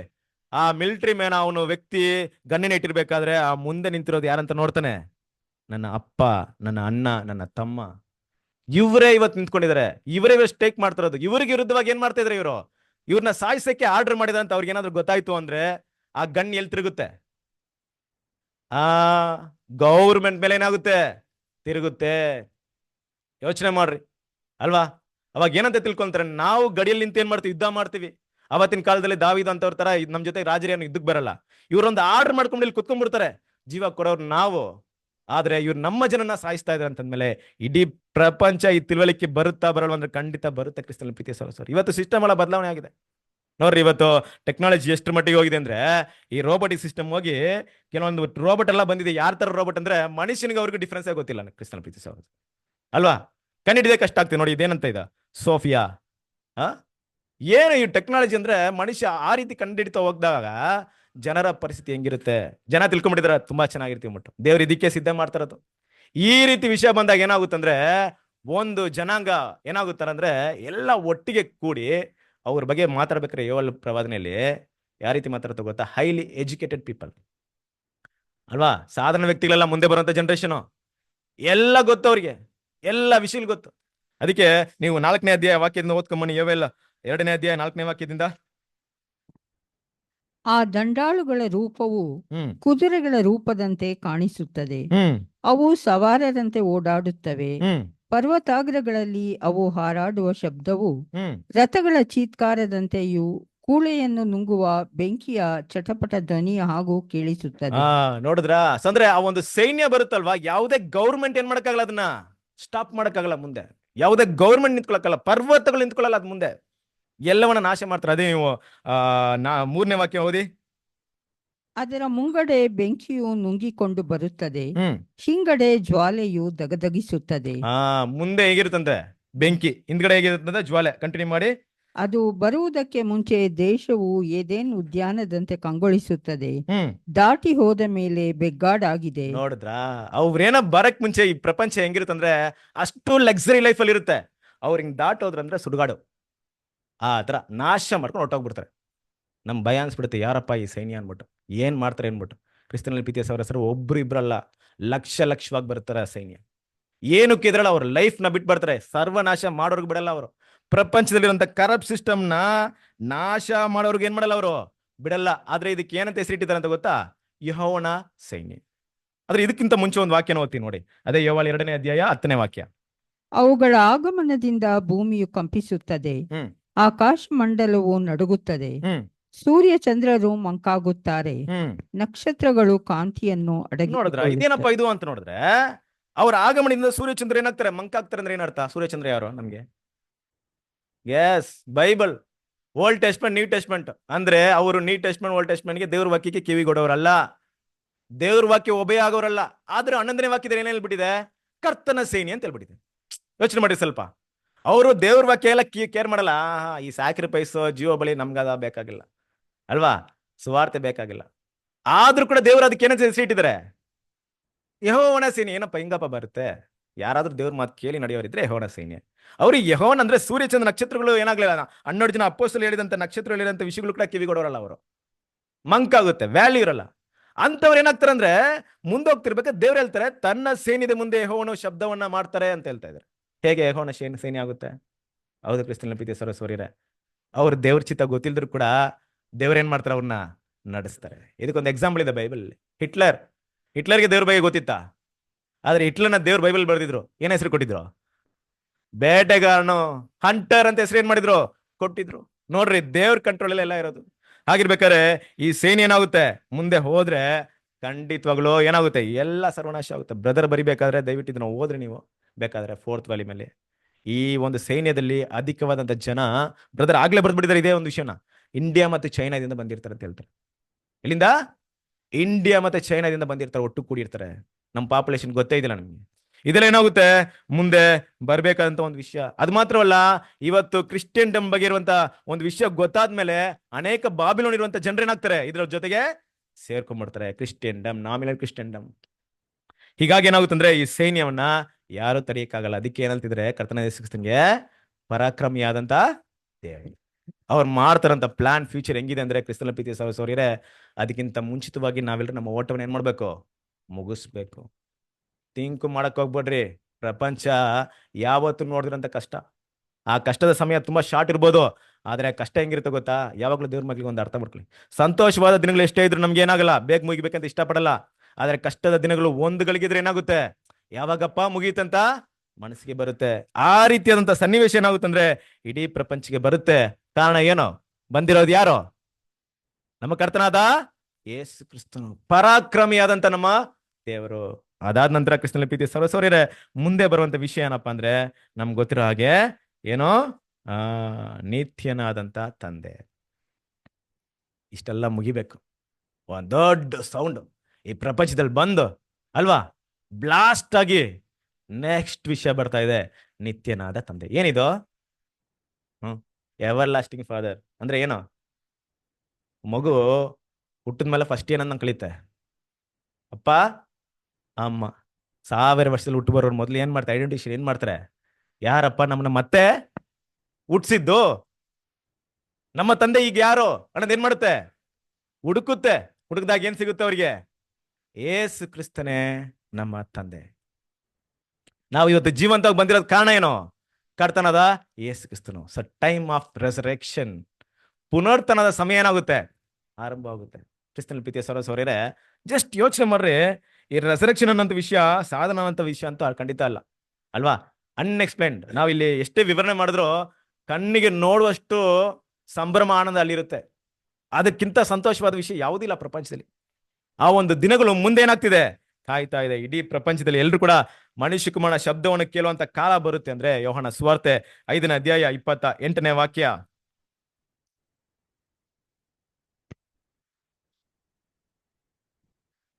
ಅದಕ್ಕೆ ಆಶ್ಚರ್ಯ ಪಡಬೇಡಿರಿ, ಸಮಾಧಿಗಳಲ್ಲಿರುವವರೆಲ್ಲರೂ ಆತನ ಧ್ವನಿಯನ್ನು ಕೇಳಿ ಎದ್ದು ಹೊರಗೆ ಬರುವ ಕಾಲ ಬರುತ್ತದೆ.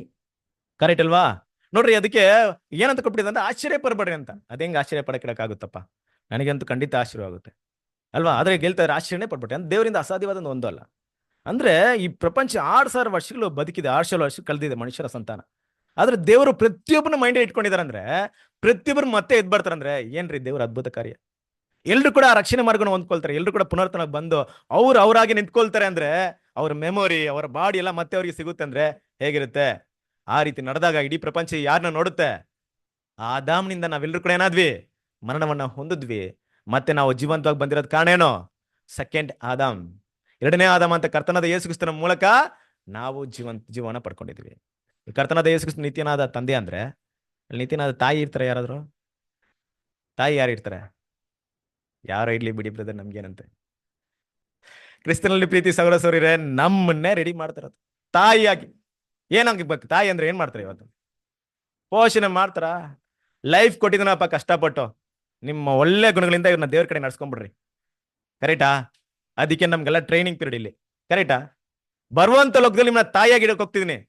ನೀವೇನಾದ್ರೂ ಇಲ್ಲಿ ಆ ತಾಯಿತನ ತೋರಿಸದೇ ಇದ್ರೆ, ನಿಮ್ಮನ್ನ ಕರ್ಕೊಂಡೋಗಿ ಅಲ್ಲಿ ಇಟ್ಬಿಟ್ರೆ ಕತೆ ಏನು? ಕರೆಕ್ಟಾ? ನಮ್ಗೇನಿದೆ ಇವತ್ತು ನೋಡೋಣ. ದೇವ್ರ ಮಕ್ಳು ಮೊದಲು ನಿಮ್ಮ ಒಳಗಿರುವಂತ ನೂತನ ಸೃಷ್ಟಿನ ಬೆಳೆಸ್ಬಿಡ್ರಿ ನೋಡೋಣ.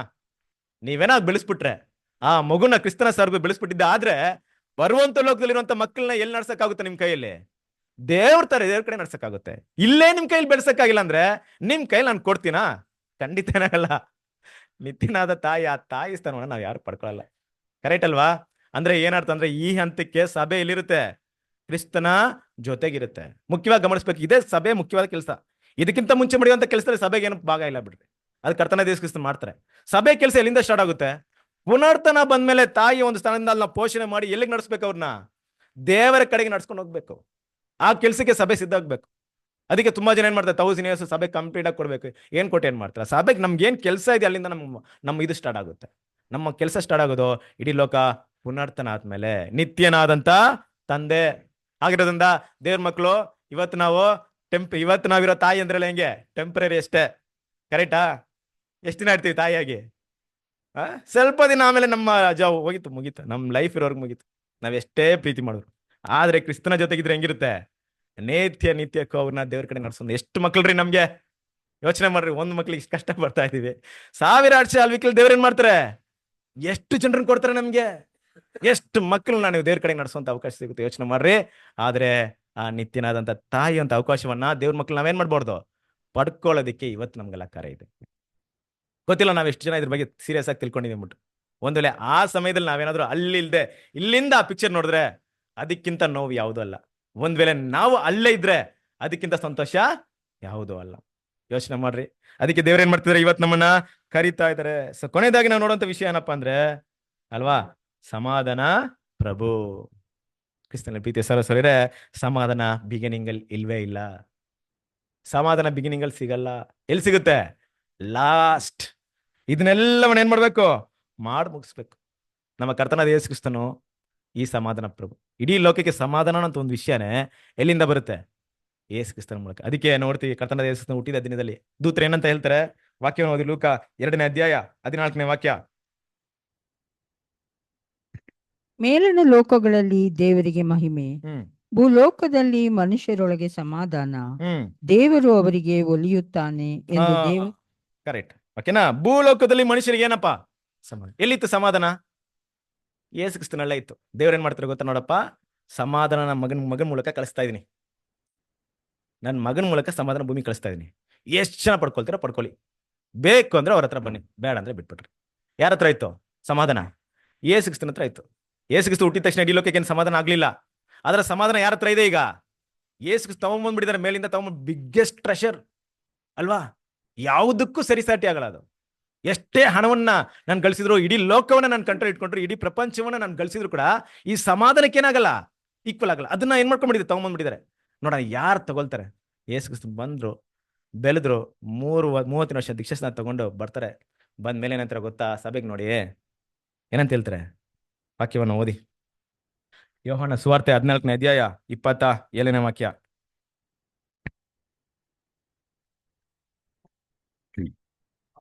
ನಿಮಗೆ ಬಿಟ್ಟು ಹೋಗುತ್ತೇನೆ, ಹ್ಮ್ ಶಾಂತಿಯನ್ನು ನಿಮಗೆ ಕೊಡುತ್ತೇನೆ, ಹ್ಮ್ ನಾನು ನಿಮಗೆ ಕೊಡುವುದಿಲ್ಲ.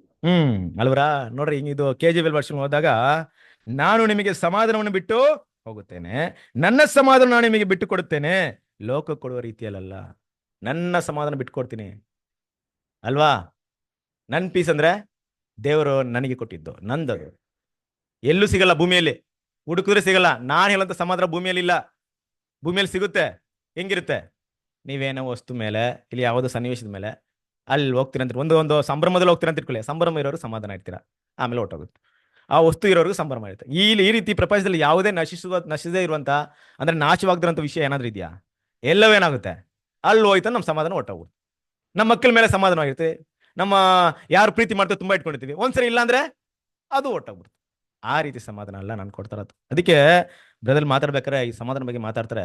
ಒಂದ್ ವೇಳೆ ಯೇಸು ಕ್ರಿಸ್ತನು ಇದನ್ನ ಯಾವ ರೀತಿ ಮಾತಾಡ್ತಿದ್ರೆ ಅಂದ್ರೆ, ಒಂದು ಟ್ರೆಷರ್ ಅಂದ್ರೆ ಒಂದು ಏನಂತಾರೆ, ಆಸ್ತಿಯಾಗಿ ಮಾತಾಡ್ತಿದ್ದಾರೆ. ಎಕ್ಸಾಂಪಲ್ ಅರ್ಥ ಮಾಡ್ಕೊಳ್ಳಿ. ಒಂದ್ ವೇಳೆ ಯೇಸು ಕ್ರಿಸ್ತನ ಎಲ್ಲರೂ ಕರೆದ್ಬಿಟ್ಟು, ಅಪೊಸ್ತಲರನ್ನ ಬನ್ರಿ, ನೀವು ಹೆಂಗ ನಾನು ಬಿಟ್ಟು ಹೋಗ್ತಿದ್ದೀನಿ ಪಾಪ, ನೀವೆಲ್ಲ ತುಂಬಾ ಕಷ್ಟದಲ್ಲಿದ್ದೀರಾ, ಎಲ್ರಿಗೂ ಒಂದು 100 ಕೋಟಿ ಕೊಡ್ತೀನಿ, ಇಟ್ಕೊಳ್ರಿ. ಎಷ್ಟೋ? 100 ಕೋಟಿ ಖರ್ಚು ಮಾಡ್ರಿ, 2000 ವರ್ಷ ಆಗುತ್ತೆ, ಅಲ್ಲಿವರೆಗೂ ಸುವಾರ್ತೆ ಎಲ್ಲಿ ಬೇಕಾ ಸಾರ್ಕೊಳ್ಳಿ, ಎಲ್ಲಾರು ಕೊಡಕ್ ಹೋಗಿದ್ರೆ ಎಲ್ಲಿವರೆಗೂ ಬಂದಿರುತ್ತೆ ಅದು? ಖರ್ಚು ಮಾಡಿರ್ತಾರ 1 ವರ್ಷನೋ 2 ವರ್ಷನೋ, ಖಂಡಿತ ಅವ್ರು ನೆಕ್ಸ್ಟ್ ಜನರೇಷನ್ ಏನಾಗಿರಲ್ಲ. ಖಂಡಿತ ಅಪೊಸ್ತಲರಂತೂ ಪ್ರಾಮಾಣಿಕವಾಗಿ ಮಾಡಿರ್ತಾರೆ, ಯಾಕಂದ್ರೆ ಯುದಾಸಲ್ಲಿ ಇಲ್ಲ ಬಿಡ್ರಿ. ಓಕೆನಾ? ಎಲ್ಲ ಪ್ರಾಮಾಣಿಕ ಮಾಡಿರ್ತಾರೆ. ಆದ್ರೂ ಕೂಡ ಏನಾಗಿರುತ್ತೆ? ಖರ್ಚಾಗಿರುತ್ತಾ? ಇರುತ್ತಾ? ಆದ್ರೆ ಏನ್ ಬಿಟ್ಟೋಗಿದ್ದಾರೆ? ಸಮಾಧಾನವನ್ನ ಬಿಟ್ಟೋಗಿದ್ದೀನಿ. ಅದೇ ಗ್ರೇಸ್ಟ್, ದೊಡ್ಡ ಒಂದು ಆಸ್ತಿ ನಮಗ್ ಕೊಟ್ಟೋಗಿರೋದು. ಅದಕ್ಕೆ ಬಿಟ್ಟೋಗಿದ್ದೀನಿ, ಕೊಟ್ಟೋಗಿದ್ದೀನಿ ಅಂತ ಹೇಳ್ತಾರದು. ನಿಮಗೆ ಕೊಟ್ಟಿದ್ದೀನಿ ಮಟ್ಟು ಇದೆಯಾ ಕ್ರಿಸ್ತನ ಪ್ರೀತಿಯ ಸಹೋದರ? ಅದಕ್ಕೆ ಅಲ್ಲಿ ಮಾತೇನಂತ ಮಾತಾಡ್ತಿದ್ರು ಅಂದ್ರೆ, ನಿಮ್ಮ ಹೃದಯವ ಏನ್ ಮಾಡ್ಲಿ? ಕಳವಳಗೊಳ್ಳದಿರಲಿ, ಅಂಜದಿರಲಿ. ಇವತ್ತು ದೇವ್ರ ಮಕ್ಕಳು ಈ ಸಮಾಧಾನವನ್ನು ಪಡ್ಕೊಂಡಿದೀವ ನಾವು? ನಮ್ಮಲ್ಲಿ ಇದೆಯಾ ಈ ಸಮಾಧಾನ? ಅಲ್ವಾ? ಏನೇ ಇರ್ಲಿ, ಸನ್ನಿವೇಶಗಳು ಎಷ್ಟೇ ಮೋಸವಾಗಿರ್ಲಿ, ನಮ್ಮ ಅಕ್ಕಪಕ್ಕದಲ್ಲಿ ಏನೇ ವಿಷಯಗಳು ನಡೆದ್ರು ಕೂಡ ನಮ್ಮ ಒಳಗಿರುವಂತ ಸಮಾಧಾನ ಈ ರೀತಿ ಕಾಣ್ಕೊಳ್ತಿದ್ಯಾ? ಆದ್ರೆ ದೇವ್ರು ಕೊಟ್ಟಂತ ಸಮಾಧಾನ ನಾವು ಇನ್ನೂ ಪಡ್ಕೊಂಡಿದೀವಿ, ಹೊಂದ್ಕೊಂಡಿದ್ವಿ. ಇಲ್ಲ ಅಂದ್ರೆ ವಾಕ್ಯವನ್ನು ಓದೋಣ.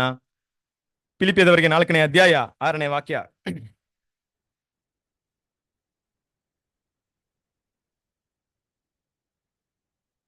ಯಾವ ಸಂಬಂಧವಾಗಿಯೂ ಚಿಂತೆ ಮಾಡದೆ ಸರ್ವ ವಿಷಯದಲ್ಲಿ ದೇವರ ಮುಂದೆ ಕೃತಜ್ಞತಾಸ್ತುತಿಯನ್ನು ಪ್ರಾರ್ಥನೆ ವಿಜ್ಞಾಪನೆಗಳನ್ನು ಮಾಡುತ್ತಾ ನಿಮಗೆ ಬೇಕಾದದ್ದನ್ನು ತಿಳಿಯಪಡಿಸಿರಿ. ನೋಡಿದ್ರ? ಕಳವಳಗೊಳ್ಳದಿರಿ. ಕಳವಳ ಬರುತ್ತಾ? ಬರುತ್ತೆ. ಕ್ರಿಸ್ತನ ಪ್ರೀತಿಯ ಸಹೋದರ, ಎಷ್ಟೆಲ್ಲ ಕಳವಳ ಇದೆ, ಲಿಸ್ಟ್ ಹಾಕ್ಬೋದು ನೀವು. 100 ಅಲ್ಲ 1000 ಅಲ್ವಾ? ದೇವ್ರ ಮುಂದೆ ಲಿಸ್ಟ್ ಹಾಕೊಂಡು ಕುತ್ಕೊಂತೀರಾ. 10 ಆಗ್ತೀರಾ ದೇವ್ರಂದ್ರೆ ಡೋಂಟ್ ವರಿ. 100 ಆಗ್ತೀರಾ, ಎದುರ್ಕೊಂಡ್ಬೇಡ್ರಿ. 1000 ಆಗ್ತೀರಾ, ಏನು ಬೇಡ, ನಾನಿದ್ದೀನಿ ನಿಮ್ ಜೊತೆ, ನನ್ನ ಸಮಾಧಾನ ನಿಮ್ ಜೊತೆ ಇದೆ. ಎಷ್ಟೇ ಇರ್ಲಿ ದೇವ್ರ ಹತ್ರ ಒಪ್ಪಿಸ್ಕೊಡ್ತೀರಾ ಅಲ್ವಾ? ಏನೇ ಬರ್ಲಿ, ಎಷ್ಟೇ ಇರ್ಲಿ ದೇವ್ರ ಮುಂದೆ ವಿಜ್ಞಾಪನೆ ಮಾಡ್ತೀವಾ? ನಾನಿದ್ದೀನಿ, ಕಳವಳಗೊಳ್ಳ ಬಿಡ್ರಿ, ನಾನು ಒಬ್ಬನಿದ್ರೆ ಸಾಕು ನಿಮ್ಗೆ. ಇಡೀ ಏನೇ ಇದ್ರು ಪರವಾಗಿಲ್ಲ, ಇಲ್ಲದೇ ಇದ್ರು ಪರವಾಗಿಲ್ಲ, ನಾನ್ ಜೊತೆಗಿರ್ತೀನಿ. ಕಲವಲ ಇಲ್ಲದೆ ಇದ್ದೀವಾ ದೇವ್ರ ಮಕ್ಕಳು? ಈ ಸಮಾಧಾನವನ್ನ ಪಡ್ಕೊಂಡಿದೀವಾ? ನೆಕ್ಸ್ಟ್ ನೋಡ್ರಿ ಏನಂತಿದ್ರೆ, ಅಂಜದಿರಿ. ವಾಕ್ಯವನ್ನು ಓದಿ, ರೋಮಪುರದವರಿಗೆ 8ನೇ ಅಧ್ಯಾಯ 31ನೇ ವಾಕ್ಯ. ಹಾಗಾದರೆ ಈ ವಿಷಯಗಳಲ್ಲಿ ನಾವು ಏನು ಹೇಳೋಣ?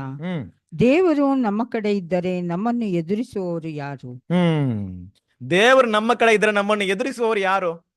ಯಾರು ಲಿಸ್ಟ್ ಆಗ್ತಾರ ಅಪೊಸ್ತಲ ಪಾಳಿಲಿ? ಏನು ಲಿಸ್ಟ್ ಆಗ್ತಾರೆ ನೋಡ್ರಿ? ಗಂಡಾಂತರವೋ, ವ್ಯಾಧಿಯೋ, ಮರಣವೋ, ಉಪವಾಸವೋ, ಏನ್ ಬೇಕಾದ್ರೂ ಇರ್ಬೋದು, ಎಲ್ಲ ಹಾಕ್ಬಿಟ್ರಲ್ಲಿ. ನಾವ್ ಯಾವ ತರ ಇದ್ರಿ ಕ್ರಿಸ್ತನ ಪ್ರೀತಿ ಸಹೋದರ? ನನಗೇನು ಅನಿಸ್ತಾ ಇದೆ, ನಿಮ್ ಲೈಫಲ್ಲಿ ನಿಮ್ಗೆ ಏನು ಇಲ್ದೆ, ಊಟ ಗೀಟ ಇಲ್ದೆ ಯಾವತ್ತಾದ್ರೂ 2 ದಿವಸ 3 ದಿವಸ ಉಪವಾಸದಲ್ಲಿ ಇದ್ದಿದ್ದೀರಾ? ಇಲ್ಲ ಬ್ರದರ್, ಮನೇಲಿ ದುಡ್ಡು ಕೂಡ ಇಲ್ಲ ನನಗೆ, ಊಟ ಕೂಡ ಇಲ್ಲ ನನಗೆ, ಆ ತರ ಯಾರಾದ್ರು ಇದ್ದೀರಾ? ಗೊತ್ತಿಲ್ಲ. ಖಂಡಿತ ದೇವ್ರ ಮಕ್ಕಳನ್ನ ಆ ರೀತಿ ಪೋಷಣೆ ಮಾಡ್ತಾರೆ. ಆದ್ರೆ ಅಪೊಸ್ತಲರೆಲ್ಲ ಆ ರೀತಿ ಕಷ್ಟಪಟ್ಟಿದ್ದಾರೆ. ನನಗೆ ಉಪವಾಸ ಇದ್ರು ಕೂಡ, ಎಷ್ಟೇ ಕಷ್ಟಗಳಿದ್ರು ಕೂಡ ಏನಾಗಲ್ಲ, ದೇವ್ರು ನನ್ನ ಜೊತೆಗೆ ಇದ್ದಾರೆ, ಅದು ದೊಡ್ಡ ಸಮಾಧಾನ ನನಗೆ. ನಾನು ಎಷ್ಟೋ ಕಷ್ಟಗಳನ್ನ ಪಟ್ಟಿದ್ದಂತ ಅಪೊಸ್ತಲ ಪಾಲ್ ಮಾತಾಡ್ತಾರೆ. ಕ್ರಿಸ್ತನ ಪ್ರೀತಿಯ ಸಹೋದರರೇ, ಹಡಗಲ್ಲಿ ಸಮುದ್ರದಲ್ಲಿ ಒಂದಿನ ಪೂರ್ತಿ ಕಳೆದಿದ್ದಾರೆ, ಎಷ್ಟೆಲ್ಲ ಕಷ್ಟಗಳನ್ನ ಅನುಭವಿಸಿದ್ದಾರೆ. ಆದ್ರೂ ಅವ್ರು ಎಲ್ಲಂತ ವಿಷಯ ಗೊತ್ತಾ? ಏನಂತಿದ್ದಾರೆ? ದೇವ್ರು ನನ್ನ ಜೊತೆಗಿದ್ರೆ ಏನು ವಿಷಯ ಬಿಡ್ರಿ, ಏನೇ ಆಗ್ಲಿ, ದೇವ್ರ ಏನಿದೆ ನನ್ನ ಜೊತೆ ಇದಾರೆ. ಏನ್ ಸಮಾಧಾನ ನೋಡ್ರಿ ದೇವ್ರ ಮಕ್ಕಳಿಗೆ. ಅಂತ ಒಂದು ಮಾತು ನಮ್ಮ ಹೃದಯದಿಂದ ಬಂದ್ರೆ, ಕಷ್ಟಗಳ ಮಧ್ಯೆ ನಾವು ಈ ರೀತಿ ಮಾತಾಡಿದ್ರೆ ಯಾರು ತುಂಬಾ ಸಂತೋಷವಾಗುತ್ತೆ? ದೇವರಿಗೆ ನನ್ನ ಮಕ್ಕಳು ನೋಡ್ರಿ, ಎಷ್ಟೇ ಕಷ್ಟಗಳು ಕೂಡ ನನ್ನ ಬಗ್ಗೆ ಎಷ್ಟು ನಂಬಿಕೆ ಇಟ್ಕೊಂಡಿದ್ದಾರೆ. ಸಂತೋಷ ಆಗುತ್ತಾ? ನಮ್ಮ ಹೃದಯದಲ್ಲಿ ಆಗ ದೈವಿಕ ಸಮಾಧಾನ ಬರುತ್ತೆ. ಅದನ್ನ ಪಡ್ಕೊಂಡಿದೀವ ನಾವು. ಇವತ್ತು ಇದಿಲ್ದೇನೆ ಎಲ್ರು ಕಡೆ ಏನ್ ಮಾಡ್ತಾ ಇದ್ರು, ಒಂದು ದಿನ ಆಟ ಆಡೋಣ ಅಂದ್ಬಿಟ್ಟು ಆ ಮ್ಯೂಸಿಕ್ ಹಾಕೊಂಡು, ಡಾನ್ಸ್ ಮಾಡ್ಕೊಂಡು, ವೈನ್ ಮಾಡ್ಕೊಂಡು, ಮಾರನೇ ದಿವಸ ಅದೇ ಸ್ಟೋರಿ, ಅದೇ ಕತೆ. ನಮ್ಗೇನ ಅರಿತಿದ್ಯಾ? ಇಲ್ಲ ದೇವ್ರ ಮಕ್ಕಳು, ನಾವು ಯಾವಾಗ್ಲೂ ಏನಾಗಿದ್ದೀವಿ? ಆ ಸಮಾಧಾನ ಹೊಂದ್ಕೊಂಡಿದೀವಿ. ಅದರಿಂದ ಇವತ್ತು ನಮ್ಮ ಕರ್ತನ ಯೇಸು ಕೊಟ್ಟಂತ ಈ ಗಿಫ್ಟ್, ಈ ಬೆಲೆ, ವರದ ಮಗು ನಮಗೇನಾಯ್ತು? ಕೊಡಲ್ಪಡ್ತು. ಅದ್ರ ಬಗ್ಗೆ ಏನಾಗಿಲ್ಲ, ತುಂಬಾ ಜನರಿಗೆ ಗೊತ್ತಾಗ್ತಿಲ್ಲ. ಆದ್ರೆ ಇವತ್ತು ನಮ್ಮೆಲ್ರಿಗೆ ಏನಾಗಿದೆ? ಅದ್ರ ವ್ಯಾಲ್ಯೂ ಏನಂತ ಗೊತ್ತಿದೆ. ವಾಕ್ಯವನ್ನು ಓದನ ಕೊಲೆಸಿದವರಿಗೆ 3ನೇ ಅಧ್ಯಾಯ 15ನೇ ವಾಕ್ಯ. ಕ್ರಿಸ್ತನಿಂದಾದ ಸಮಾಧಾನವು ನಿಮ್ಮ ಹೃದಯಗಳಲ್ಲಿ ಯಜಮಾನನಂತಿದ್ದು ತೀರ್ಪು ಹೇಳಲಿ. ನೀವು ಒಂದೇ ದೇಹಕ್ಕೆ ಸೇರಿದವರಾದ್ದರಿಂದ ಸಮಾಧಾನದಿಂದಿರುವುದಕ್ಕಾಗಿ ಕರೆಯಲ್ಪಟ್ಟಿರಿ. ಅಲ್ವರಾ? ಈ ಸಮಾಧಾನ ಎಲ್ಲಿರ್ಬೇಕು? ಮೊದಲನೇದಾಗಿ ದೇವ್ರ ಮಕ್ಕಳಿಗೆ ಹೃದಯದಲ್ಲಿ ಏನಾಗ್ಲಿ, ಆಳಲಿ, ಅದು ರೂಲ್ ಮಾಡ್ಬೇಕು. ಆ ಸಮಾಧಾನದಲ್ಲೇ ನಮ್ಮ ಕೆಲಸಗಳನ್ನ ಮಾಡ್ಬೇಕು ದೇವ್ರ ಮಕ್ಕಳು. ಈ ಸಮಾಧಾನ ಇದ್ರೆ ಮಾತ್ರ ಆ ಸಮಾಧಾನ ಪ್ರಭು ಜೊತೆ ನಮ್ಮ ಮೂಲಕ ಏನಾಗುತ್ತೆ ನೋಡಿ. ಈ ಸಮಾಧಾನ ದೇವ್ರ ಕರ್ತನದ ಯೇಸು ಕ್ರಿಸ್ತನ ಕೊಟ್ಟರು, ಭೂಮಿಯಲ್ಲಿ ಕಳ್ಸಿದ್ರು. ಅಲ್ಲಿಂದ ಯೇಸು ಕ್ರಿಸ್ತ ಎಲ್ಲಿ ಕೊಟ್ಟೋಗ್ಬಿಟ್ರು? ಸಭೆ ಕೊಟ್ಟೋಗ್ಬಿಟ್ರು. ಸಭೆಯಿಂದ ಮುಂದೆ ನೆಕ್ಸ್ಟ್ ಎಲ್ಲಿಗೆ ಹೋಗ್ಬೇಕು? ಲೋಕಕ್ಕೆ ಹೋಗ್ಬೇಕು. ಅಂದ್ರೆ ಸಮಾಧಾನ ಪ್ರಭು ಜೊತೆ ಯಾರು ಇರ್ತಾರೆ? ಲೋಕ. ಅವ್ರ ಮೂಲಕ ಏನಾಗುತ್ತೆ? ಈಗ ನಮ್ಗೆ ಸಮಾಧಾನ ಇಲ್ಲ ಅಂದ್ರೆ ಇಡೀ ಲೋಕಕ್ಕೆ ನಾ ಸಮಾಧಾನ ಕೊಡಕ್ಕಾಗುತ್ತಾ? ಅಲ್ವಾ? ಸಾಗಿರ್ಬೇಕಾದ್ರೆ ಕೊನೆ ವಿಷಯ ಏನಪ್ಪಾ ಅಂದ್ರೆ, ಆ ಮಗು ಕೊಟ್ಟಿರೋಂಥ ಒಂದು ವಿಷಯ, ಆ ಸಮಾಧಾನ, ಆ ಗಿಫ್ಟ್ ಇದೆಯಾ ದೇವ್ರ ಮಕ್ಕಳಿಗೆ? ತುಂಬಾ ಜನರಿಗೆ ಆ ವ್ಯಾಲ್ಯೂನೂ ಗೊತ್ತಾಗಲ್ಲ. ಯಾವ ರೀತಿ ಇರುತ್ತಂದ್ರೆ, ಯೇಸು ಕ್ರಿಸ್ತನ ಒಡಂಬಡಿಕೆ ಮಾಡ್ಕೊಂಡಿದ್ವಿ, ಆ ಕ್ರಿಸ್ತನ ಒಂದು ಬೆಲೆ, ಆ ಒಂದು ಸಭೆಯ ಒಂದು ಮಹಿಮೆ, ಕ್ರಿಸ್ತನಿಗೆ ಮೊದಲಿಗೆ ಆಗುವಂತ ಒಂದು ಅವಕಾಶ ಅನ್ನೋದು ಎಷ್ಟು ಮಟ್ಟಿಗೆ ಅಂದ್ಬಿಟ್ಟು ಆ ವ್ಯಾಲ್ಯೂ ಬಗ್ಗೆನೇ ಏನಾಗಿರಲ್ಲ, ಗೊತ್ತಿರಲ್ಲ. ಯಾವಾಗಲೂ ಅದನ್ನ ಅಷ್ಟು ಸೀರಿಯಸ್ ಆಗಿ ಯಾರು ಯೋಚನೆ ಮಾಡಿರಲ್ಲ. ಯಾಕಂದ್ರೆ ಈ ಪ್ರಪಂಚದ ವಿಷಯ ನಮ್ಮ ಮುಂದೆ ತುಂಬಿಕೊಂಡಿರುತ್ತೆ.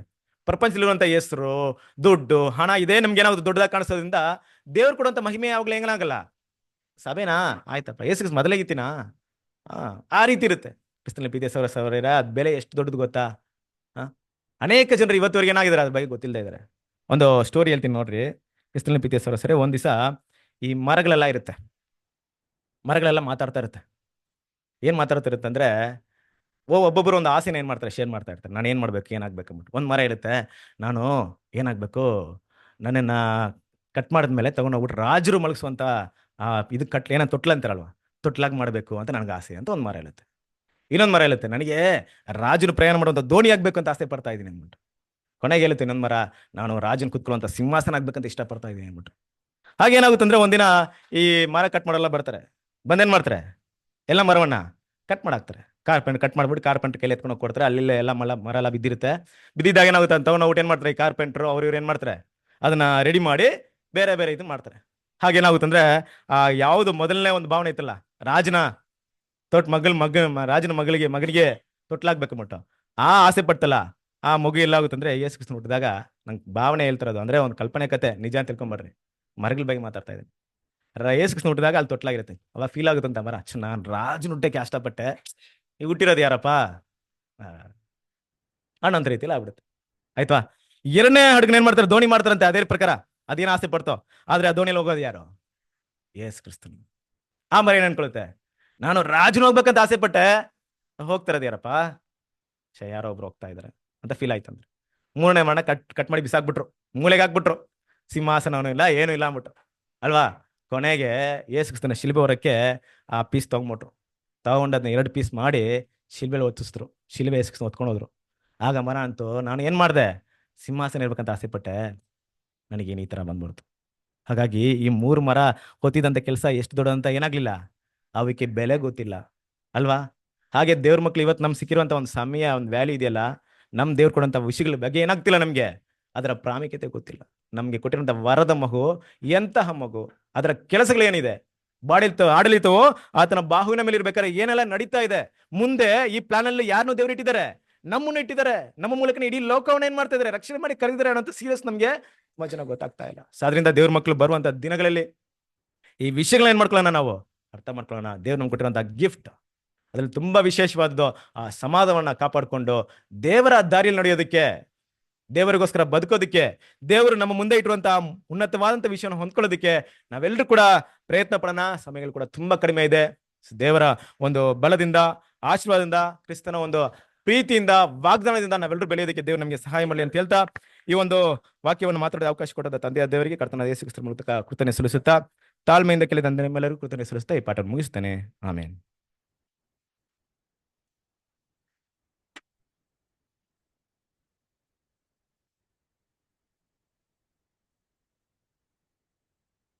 Thank you brother.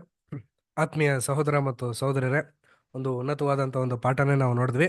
So gift ಅಂತ ನಾವು ನೋಡಬೇಕಾದ್ರೆ, ನಮಗೆಲ್ಲ ಗಿಫ್ಟ್ ಯಾರು ಅಂತ ಹೇಳ್ಬೇಕಾದ್ರೆ ಯೇಸು ಕ್ರಿಸ್ತರ ಬಗ್ಗೆನೇ ಒಂದು ವಿಭಿನ್ನವಾದಂಥ ರೀತಿಯಲ್ಲೂ ಮತ್ತು ನಮಗೆಲ್ಲರಿಗೂ ಕೂಡ ಅರ್ಥ ಆಗೋ ರೀತಿಯಲ್ಲೂ ಸಹೋದರಾದಂಥ ರಿಚರ್ಡ್ ಬ್ರದರ್ ನಮಗೆ ಪಾಠನ ಹೇಳ್ಕೊಟ್ಟಿದ್ದಾರೆ. ತಂದೆ ದೇವರು ಯೇಸು ಕ್ರಿಸ್ತನವ್ರಿಗೆ ಆಶೀರ್ವದಿಸಲಿ. ಹಾಗೆಯೇ ಆತ್ಮೀಯರೇ, ಈ ಒಂದು 2ನೇ ಒಂದು ಸೆಕ್ಷನ್ನ 3ನೇ ಒಂದು ಹಾಡನ್ನು ಹಾಡುತ್ತಾ ಈ ಒಂದು 2ನೇ ಸೆಕ್ಷನ್ ನಾವು ಅಂತಿಮಕ್ಕೆ ಹೋಗುವಂಥವರಾಗಿರೋಣ. ಹಾಡಿನ ಸಂಖ್ಯೆ 69, ಒಂದೇ ರಾಗ.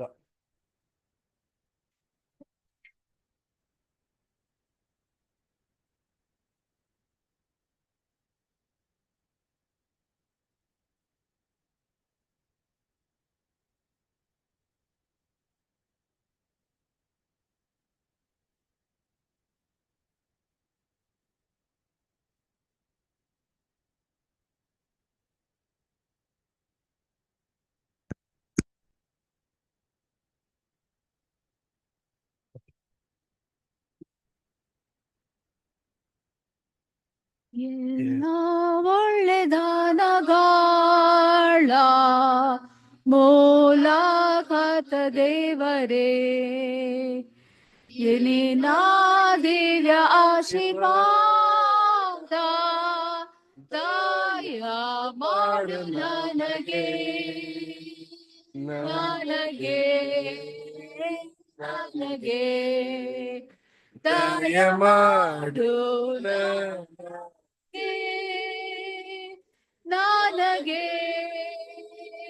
ನನಗೆ ದಯ ಮಾಡು ನನಗೆ.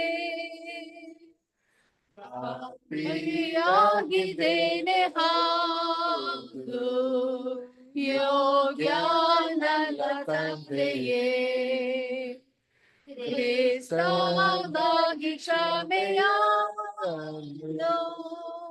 ದಯ ಮಾಡು ನನಗೆ, ನನಗೆ ನನಗೆ ದಯ ಮಾಡು ನನಗೆ, ನನಗೆ ನನಗೆ ದಯ ಮಾಡು ನನಗೆ. ಜ್ಞಾನ ಭಕ್ತಿ ಸತ್ಯ ಶಾಂತಿ ಕೊಡುವಂತ ಆತ್ಮನೇ, ಜ್ಞಾನ ಆತ್ಮದಲ್ಲಿ ಶಕ್ತಿ ದಯ ಮಾಡು ಸ್ವಾಮಿಯೇ, ಸ್ವಾಮಿಯೇ ಸ್ವಾಮಿಯೇ ದಯ ಮಾಡು ಸ್ವಾಮಿಯೇ, ಸ್ವಾಮಿಯೇ ಸ್ವಾಮಿಯೇ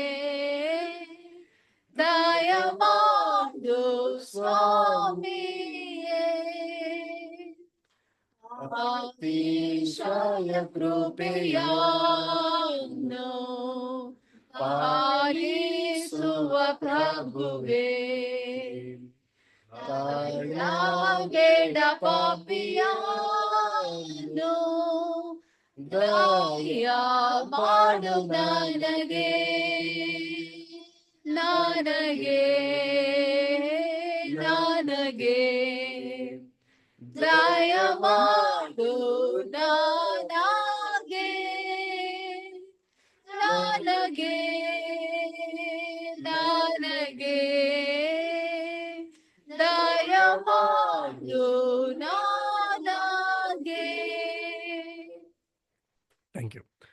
ಪ್ರಿಯ ಸಹೋದರ ಮತ್ತು ಸಹೋದರರೇ, ಇದು 2ನೇ ಸೆಕ್ಷನ್ ಮುಗಿದ ನಂತರ ಒಂದು 3ನೇ ಸೆಕ್ಷನ್ ಇರುತ್ತೆ. ತುಂಬಾ ವಿಶೇಷವಾಗಿ ಇಷ್ಟೊತ್ತು ನೀವೆಲ್ಲ ಒಂದು ಆ ಪಾಠನ ಕೇಳಿದ್ರಿ. ನೆಕ್ಸ್ಟ್ ಮಕ್ಕಳ ಕಡೆಯಿಂದ ಒಂದು ಕೆಲವೊಂದು ಆಕ್ಟಿವಿಟೀಸ್ಗಳೆಲ್ಲ ಇರುತ್ತೆ.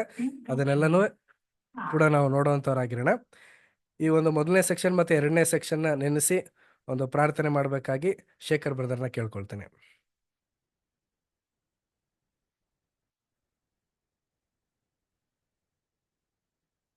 ಪ್ರಾರ್ಥನೆ ಮಾಡು.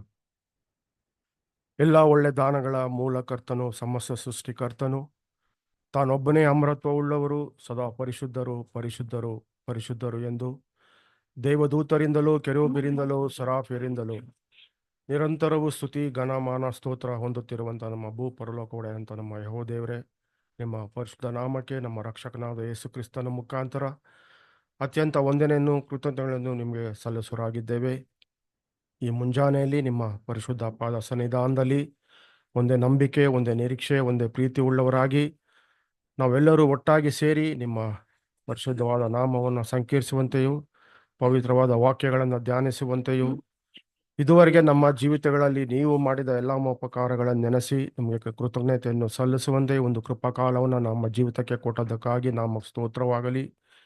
ಈ ಇಡೀ ವರ್ಷ ನಮ್ಮನ್ನು ನಿಮ್ಮ ಕೃಪಾಹಸ್ತದಲ್ಲಿಟ್ಟು ಬಂದಂಥ ಅನೇಕ ಗಂಡಾಂತರಗಳಿಂದಲೂ ಕಷ್ಟಗಳಿಂದಲೂ ನಮ್ಮನ್ನು ಕಾದು ಕಾಪಾಡಿ ಈ ಒಂದು ವರ್ಷದ ಅಂತ್ಯಕ್ಕೆ ನಮ್ಮನ್ನು ಕರೆತಂದಕ್ಕಾಗಿ ನಮ್ಮ ಸ್ತೋತ್ರವಾಗಲಿ. ವಿಶೇಷವಾಗಿ ಈ ಒಂದು ಆತ್ಮಿಕ ಜೀವಿತದಲ್ಲಿ ಆತ್ಮಿಕ ರೀತಿಯಲ್ಲಿ ನಮಗೆ ವಿಶೇಷವಾದ ರೀತಿಯಲ್ಲಿ ನಾನಾ ಸಹೋದರರ ಮೂಲಕ ಈ ವಾಕ್ಯದ ಮೂಲಕ ನಮ್ಮನ್ನು ಮತ್ತಷ್ಟು ಬಲಪಡಿಸಿ ವಾಕ್ಯದಲ್ಲಿ ನೆಲೆಗೊಳಿಸಿ ನಮ್ಮನ್ನು ಇನ್ನೂ ಹೆಚ್ಚು ನಂಬಿಕೆ ಉಳ್ಳವರಾಗಿ ನಿರೀಕ್ಷೆ ಉಳ್ಳವರಾಗಿ ಮುಂದಿನ ದಿನಗಳಲ್ಲಿ ನಾವು ನಡೆಯುವಂತೆ ನಮ್ಮನ್ನು ಇದುವರೆಗೆ ಆಶೀರ್ವದಿಸಿ ನಡೆಸಿ ಕಾದು ಕಾಪಾಡೋದಕ್ಕಾಗಿ ಸಹ ನಾವು ನಿಮಗೆ ಕೃತಜ್ಞತೆಗಳನ್ನು ಸಲ್ಲಿಸುವರಾಗಿದ್ದೇವೆ. ಅವು ತಂದೆ, ನೀವು ಈ ಲೋಕದ ಮೇಲೆ ಎಷ್ಟೋ ಪ್ರೀತಿಯನ್ನಿಟ್ಟು ಇದ್ದ ಒಬ್ಬನೇ ಕುಮಾರನನ್ನು ನಮ್ಮ ರಕ್ಷಣಾರ್ಥಕವಾಗಿ ಆತನನ್ನು ಈ ಲೋಕಕ್ಕೆ ಕಳಿಸಿಕೊಟ್ಟು ಅವರು ಮಾನವರಿಗೆ ಸದೃಶ್ಯರಾಗಿ ನಾವು ಅನುಭವಿಸಬೇಕಾಗಿದ್ದ ಅನೇಕ ಸಂಕಷ್ಟಗಳನ್ನು ಬಾಧೆಗಳನ್ನು ಆತನು ಅನುಭವಿಸಿ ಕೊನೆಯಲ್ಲಿ ಶಿಲುಬೆಯ ಮರಣವನ್ನು ಹೊಂದುವಷ್ಟು ಆತನು ವಿಧೇಯನಾದನು. ಅವರ ಒಂದು ಪವಿತ್ರವಾದ ಬಲಿದಾನದ ಮೂಲಕ ತಮ್ಮೆಲ್ಲರ ಪಾಪಗಳನ್ನು ವಿಮೋಚಿಸಿ ನಮ್ಮನ್ನು ನೀತಿವಂತರನ್ನಾಗಿ ಮಾಡಿ ಅವರು ಪುನಃ ನಿರೀಕ್ಷೆಯಲ್ಲಿ ನಮ್ಮನ್ನು ಕರೆತಂದು ಅದರಿಂದ ಉಂಟಾಗುವಂಥ ಎಲ್ಲ ಆಶೀರ್ವಾದಗಳಿಗೆ ನಾವು ಬಾಧ್ಯತೆಯನ್ನು ಹೊಂದುವಂಥ ಒಂದು ಕೃಪೆಯನ್ನು ಮತ್ತು ಅಬ್ರಾಮನಿಗೆ ಮಾಡಿದಂಥ ಎಲ್ಲ ವಾಗ್ದಾನದ ಫಲಗಳನ್ನು ನಾವು ಹೊಂದುವಂತೆ ಕೃಪೆ ಮಾಡಿದ್ದಕ್ಕಾಗಿ ನಮ್ಮ ಸ್ತೋತ್ರವಾಗಲಿ. ನಾವು ಈ ಲೋಕದಲ್ಲಿ ಜೀವಿಸುವ ಪರ್ಯಂತರ ಆತನ ಹೆಜ್ಜೆ ಜಾಡಿನಲ್ಲಿ ಆತನ ಸಾರೂಪ್ಯದಲ್ಲಿ ನಾವು ಬೆಳೆದು ಇನ್ನೂ ಹೆಚ್ಚಾದ ನಂಬಿಕೆ ಉಳ್ಳವರಾಗಿ ನಿರೀಕ್ಷೆ ಉಳ್ಳವರಾಗಿ ನಾವು ಈ ಲೋಕದಲ್ಲಿ ಒಂದು ಸಾಕ್ಷಿಗಳಾಗಿ ನಿಲ್ಲುವಂತೆ ನಮಗೆ ಬೇಕಾದಂಥ ಎಲ್ಲ ದಿವ್ಯ ಆಶೀರ್ವಾದಗಳನ್ನು, ವಾಕ್ಯದ ಜ್ಞಾನವನ್ನು, ಪವಿತ್ರಾತ್ಮ ಸಹಾಯವನ್ನು ಇನ್ನೂ ಹೇರಳವಾಗಿ ಅನುಗ್ರಹಿಸಿಕೊಟ್ಟು ನಮ್ಮನ್ನು ಕಾದು ಕಾಪಾಡಿ ನಡೆಸಬೇಕೆಂದು ನಿಮ್ಮಲ್ಲಿ ಪ್ರಾರ್ಥಿಸಿ ಬೇಡವರಾಗಿದ್ದೇವೆ. ಇಲ್ಲಿ ಕೂಡಿ ಬಂದಿರುವಂತೆ ಪ್ರತಿಯೊಬ್ಬ ಸಹೋದರ ಸಹೋದರನು ಹೆಸರಾಗಿ ಆಶೀರ್ವದಿಸಿರಿ ಮತ್ತು ನಾವು ಇನ್ನೂ ಹೆಚ್ಚಿನ ರೀತಿಯಲ್ಲಿ ಇನ್ನೂ ಆತ್ಮಿಕ ರೀತಿಯಲ್ಲಿ ನಾವು ಬೆಳೆಯುವಂತೆ ನಮಗೆ ಬೇಕಾದಂಥ ಎಲ್ಲ ದಿವ್ಯ ಆಶೀರ್ವಾದಗಳನ್ನು ಇನ್ನೂ ಹೇರಳವಾಗಿ ಅನುಗ್ರಹಿಸಿಕೊಟ್ಟು ನಮ್ಮೆಲ್ಲರನ್ನು ಆಶೀರ್ವದಿಸಿ ಬಲಪಡಿಸಿ ನಡೆಸಿ ಕಾದು ಕಾಪಾಡಿ. ಇದೇ ರೀತಿ ಎಲ್ಲೆಲ್ಲಿ ಸತ್ಯದ ಮಕ್ಕಳು ಇಬ್ಬರು ಮೂರಾಗಿ ಒಂದು ಸಭೆಯಾಗಿ ಸೇರಿ ನಿಮ್ಮನ್ನು ಆರಾಧಿಸುತ್ತಾರೋ ಅವರೆಲ್ಲರ ಮೇಲೆ ನಿಮ್ಮ ದಿವ್ಯ ಆಶೀರ್ವಾದವಿರಲಿ. ಲೋಕದಾದ್ಯಂತ ಎಲ್ಲೆಲ್ಲಿ ನಿಮ್ಮ ಭಕ್ತರು ಇದೇ ರೀತಿ ಕೂಡಿ ನಿಮ್ಮನ್ನು ಆರಾಧಿಸುತ್ತಿದ್ದಾರೋ ಅಲ್ಲಿಯೂ ಸಹ ನಿಮ್ಮ ಪ್ರಸನ್ನತೆಗಾಗಿ ನಿಮ್ಮ ಆಶೀರ್ವಾದಕ್ಕಾಗಿ ವಿಶೇಷವಾಗಿ ಪ್ರಾರ್ಥಿಸಿ ಬೇಡವರಾಗಿದ್ದೇವೆ. ಮತ್ತು ಎಲ್ಲ ಸಭೆಯ ಹಿರಿಯರಿಗೋಸ್ಕರ ಈ ಸಂದರ್ಭದಲ್ಲಿ ಪ್ರಾರ್ಥಿಸಿ ಬೇಡವರಾಗಿದ್ದೇವೆ. ಮತ್ತು ಇನ್ನು ಕಾಯಿಲೆಯಲ್ಲಿರುವವರು, ಕಷ್ಟದಲ್ಲಿರುವವರು, ಅನಾಥರು, ವಿಧವೆಯರು, ಬಡವರಿಗೋಸ್ಕರ ಸಹ ವಿಶೇಷವಾಗಿ ಪ್ರಾರ್ಥಿಸಿ ಬೇಡವರಾಗಿದ್ದೇವೆ. ಆರೋಗ್ಯದಾಯಕನು, ಘನವೈದ್ಯನು, ನಮ್ಮೆಲ್ಲರ ಒಳ್ಳೆಯ ದಾನಗಳ ಮೂಲಕರ್ತನು, ನಮ್ಮೆಲ್ಲರ ನಂಬಿಕೆಯು, ನಿರೀಕ್ಷೆಯು, ಮಾರ್ಗವು, ಜೀವವು, ಬೆಳಕು ನೀವೇ ಆಗಿದ್ದೀರಿ ತಂದೆ. ಒಬ್ಬೊಬ್ಬರನ್ನ ನೀವು ಹೆಸರಾಗಿ ಆಶೀರ್ವದಿಸಿ ಬಲಪಡಿಸಿ ನಡೆಸಿ ಕಾದು ಕಾಪಾಡಿ ವಿಶೇಷವಾಗಿ ನೀವು ಸ್ಥಾಪಿಸಲಿರುವ ನೂತನ ರಾಜ್ಯಕ್ಕಾಗಿಯೂ ಇಸ್ರಾಯೇಲ್ ದೇಶದ ಶಾಂತಿ ಸಮಾಧಾನಕ್ಕಾಗಿ ಸದಾ ಹಾರೈಸುತ್ತಾ ಅದಕ್ಕಾಗಿ ಪ್ರಾರ್ಥಿ ಬೇಡೋರಾಗಿದ್ದೇವೆ. ಈ ಪ್ರಾರ್ಥನಾ ಪರ್ಯಂತರ ನೀವೇ ನಮ್ಮೊಂದಿಗಿದ್ದು ನಮ್ಮೆಲ್ಲರನ್ನು ಆಶೀರ್ವದಿಸಿ ಬಲಪಡಿಸಿ ನಡೆಸಿ ಕಾದು ಕಾಪಾಡಬೇಕೆಂದು ಈ ಪುಟ್ಟ ಪ್ರಾರ್ಥನೆಯನ್ನು ನಿಮ್ಮ ಒಬ್ಬನೇ ಕುಮಾರನು ನಮ್ಮ ರಕ್ಷಕನೂ ವಿಮೋಚಕನೂ ಆದ ಕ್ರಿಸ್ತೇಸನ ಪವಿತ್ರ ನಾಮದಲ್ಲಿ ಅತ್ಯಂತ ವಿನಯದಿಂದಲೂ ತಾಳ್ಮೆಯಿಂದಲೂ ಪ್ರಾರ್ಥಿಸಿ ಬೇಡೋರಾಗಿ ತಂದೆಯೇ. ಆಮೇನ್.